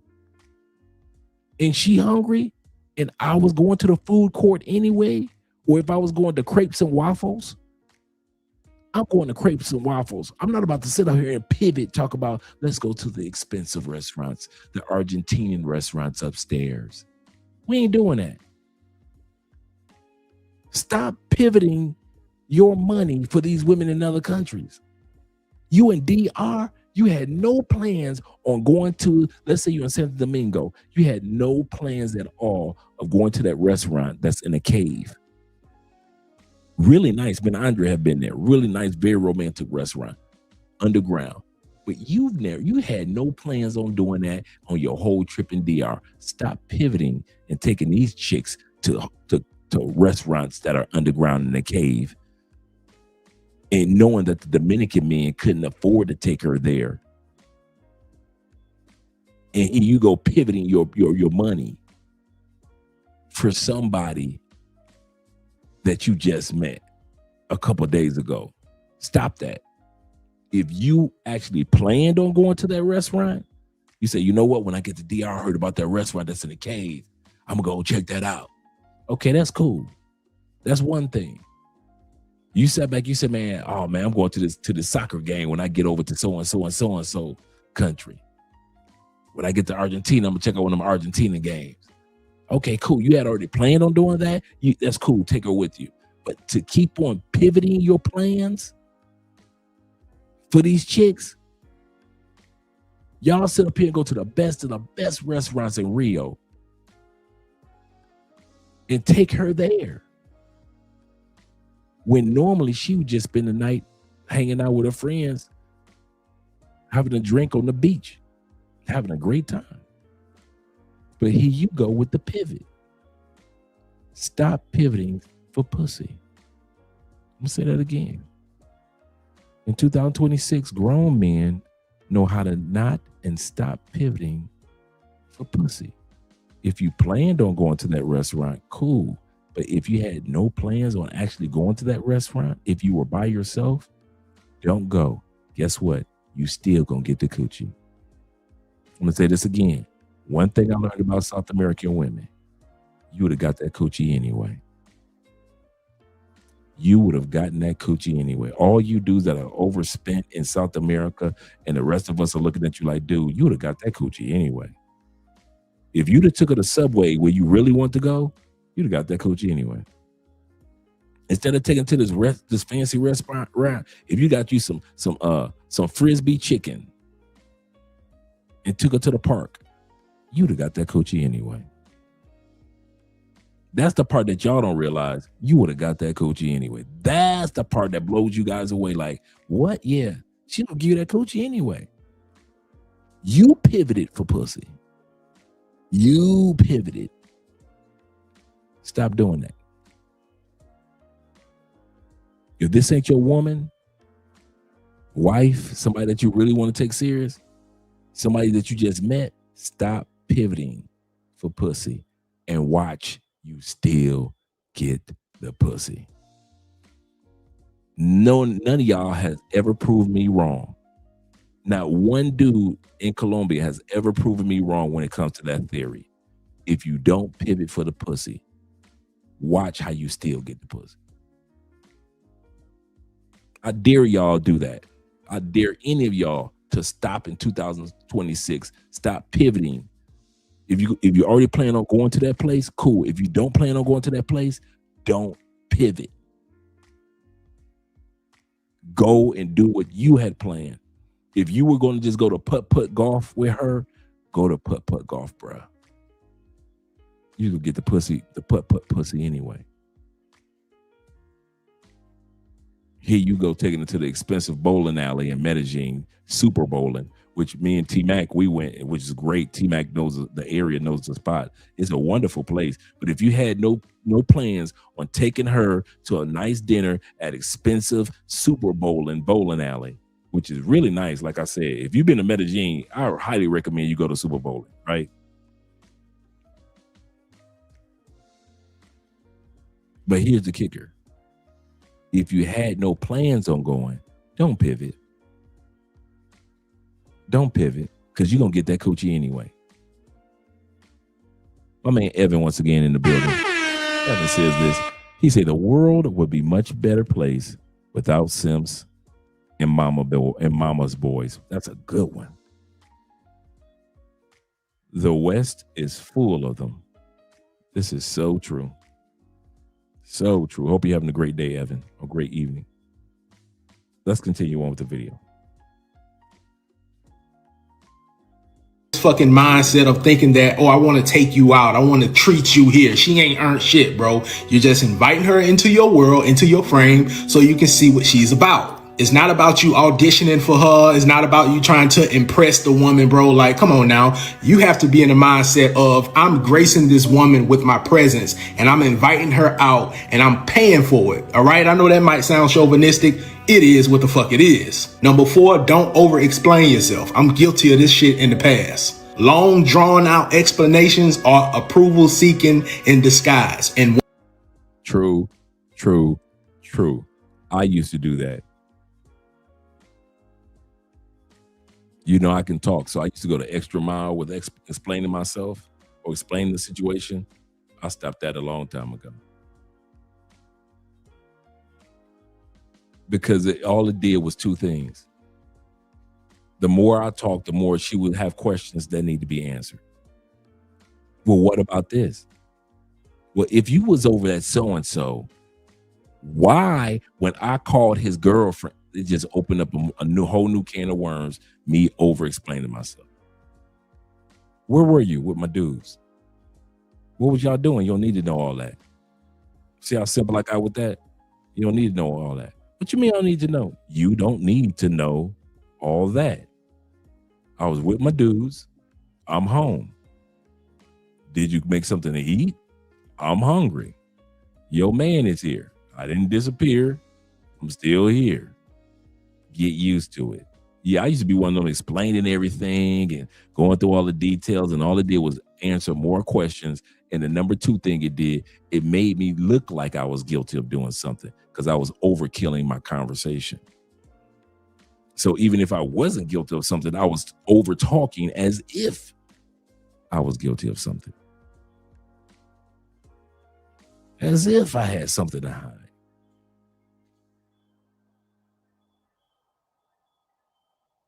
Now me and Andrea will sit back and talk about our day. But as far as overkill, like I said, now you guys hear me talk a lot on this show, but like when Andrea just came in from church and I said, you know, tell me about church, because she'll come in, she'll sit down, get comfortable, take her shower and everything. And then she'll tell me about what happened with church. And so I'm on listener mode for about a good 20, 30, 40 minutes. I'm not about to continue to talk and overkill things. Yeah, that was me. That was definitely me. I used to talk overkill so much, I didn't talk myself out of certain coochie. Have you ever talked yourself out of some coochie? Talked myself into the coochie. Kept talking and talked myself right out of the coochie. Well, I gotta go to bed. I'll see you in the morning. I'm about to go home. Yeah, I'm about to go home. I'm getting sleepy. Talk myself right out the coochie, like, yeah, you made me something to eat. That's it. That's the longest sentence that they get. Yeah. I stopped being so long-winded with the lady. And so now when I got with Andrea, no. Let's continue on. Women can pick up on this shit. So as a man, you want to simply state your decision and move on. And last but definitely not least, number 5, don't date broke beggars. Broke begging ass women. Do not date those women. If I could get more dudes that travel to grasp this one.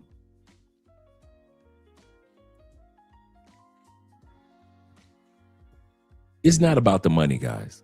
We know that 99% of the women that we meet in other countries, even in many parts of Europe, make less than what we make. So it's not about the money.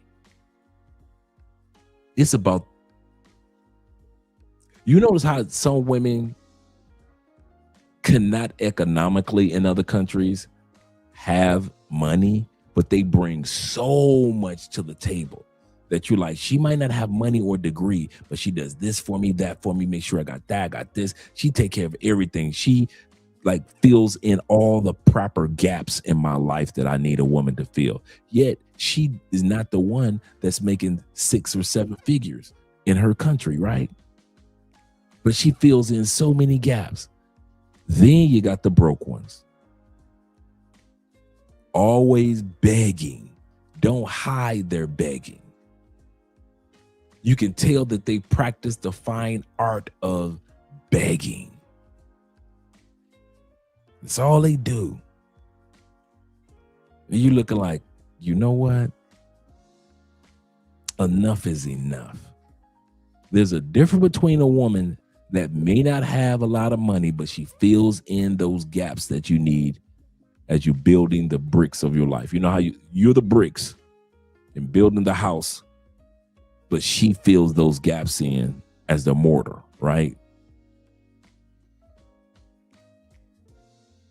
A lot of times when we look at a building, we look more at the bricks, but that mortar in between the bricks, just as important.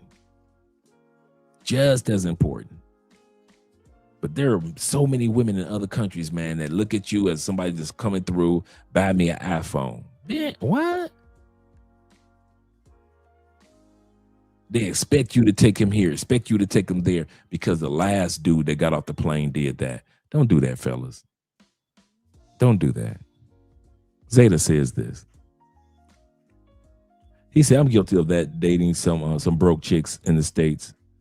I had to fall back, talk myself out of seeing them for what they were worth, or what they were worth. Oh, they weren't worth it. My bad. Shout out to Black Nubian, some Canadian brothers in the building, like always. I told this guy where I was from. He said, "Oh, Canada."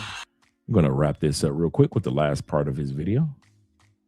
Date a woman and y'all a couple of weeks in, 2-3 months in, and she start begging you, just move the fuck on. Financial chaos equals. That's it. Looks like it chopped off at the end, but you don't want those headaches, man. You really don't. Shout out to all you guys that are here.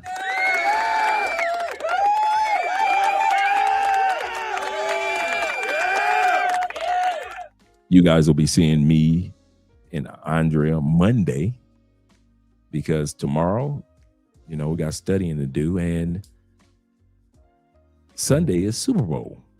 So all of us are going to be busy having fun at Rico Richie's and beyond on Sunday. And I'll be seeing you guys on Monday evening. So shout out to all you guys that are here. Appreciate you guys being here with this live stream. I'm just going to do one outro video tonight. One outro. Let's get started. Let's go here.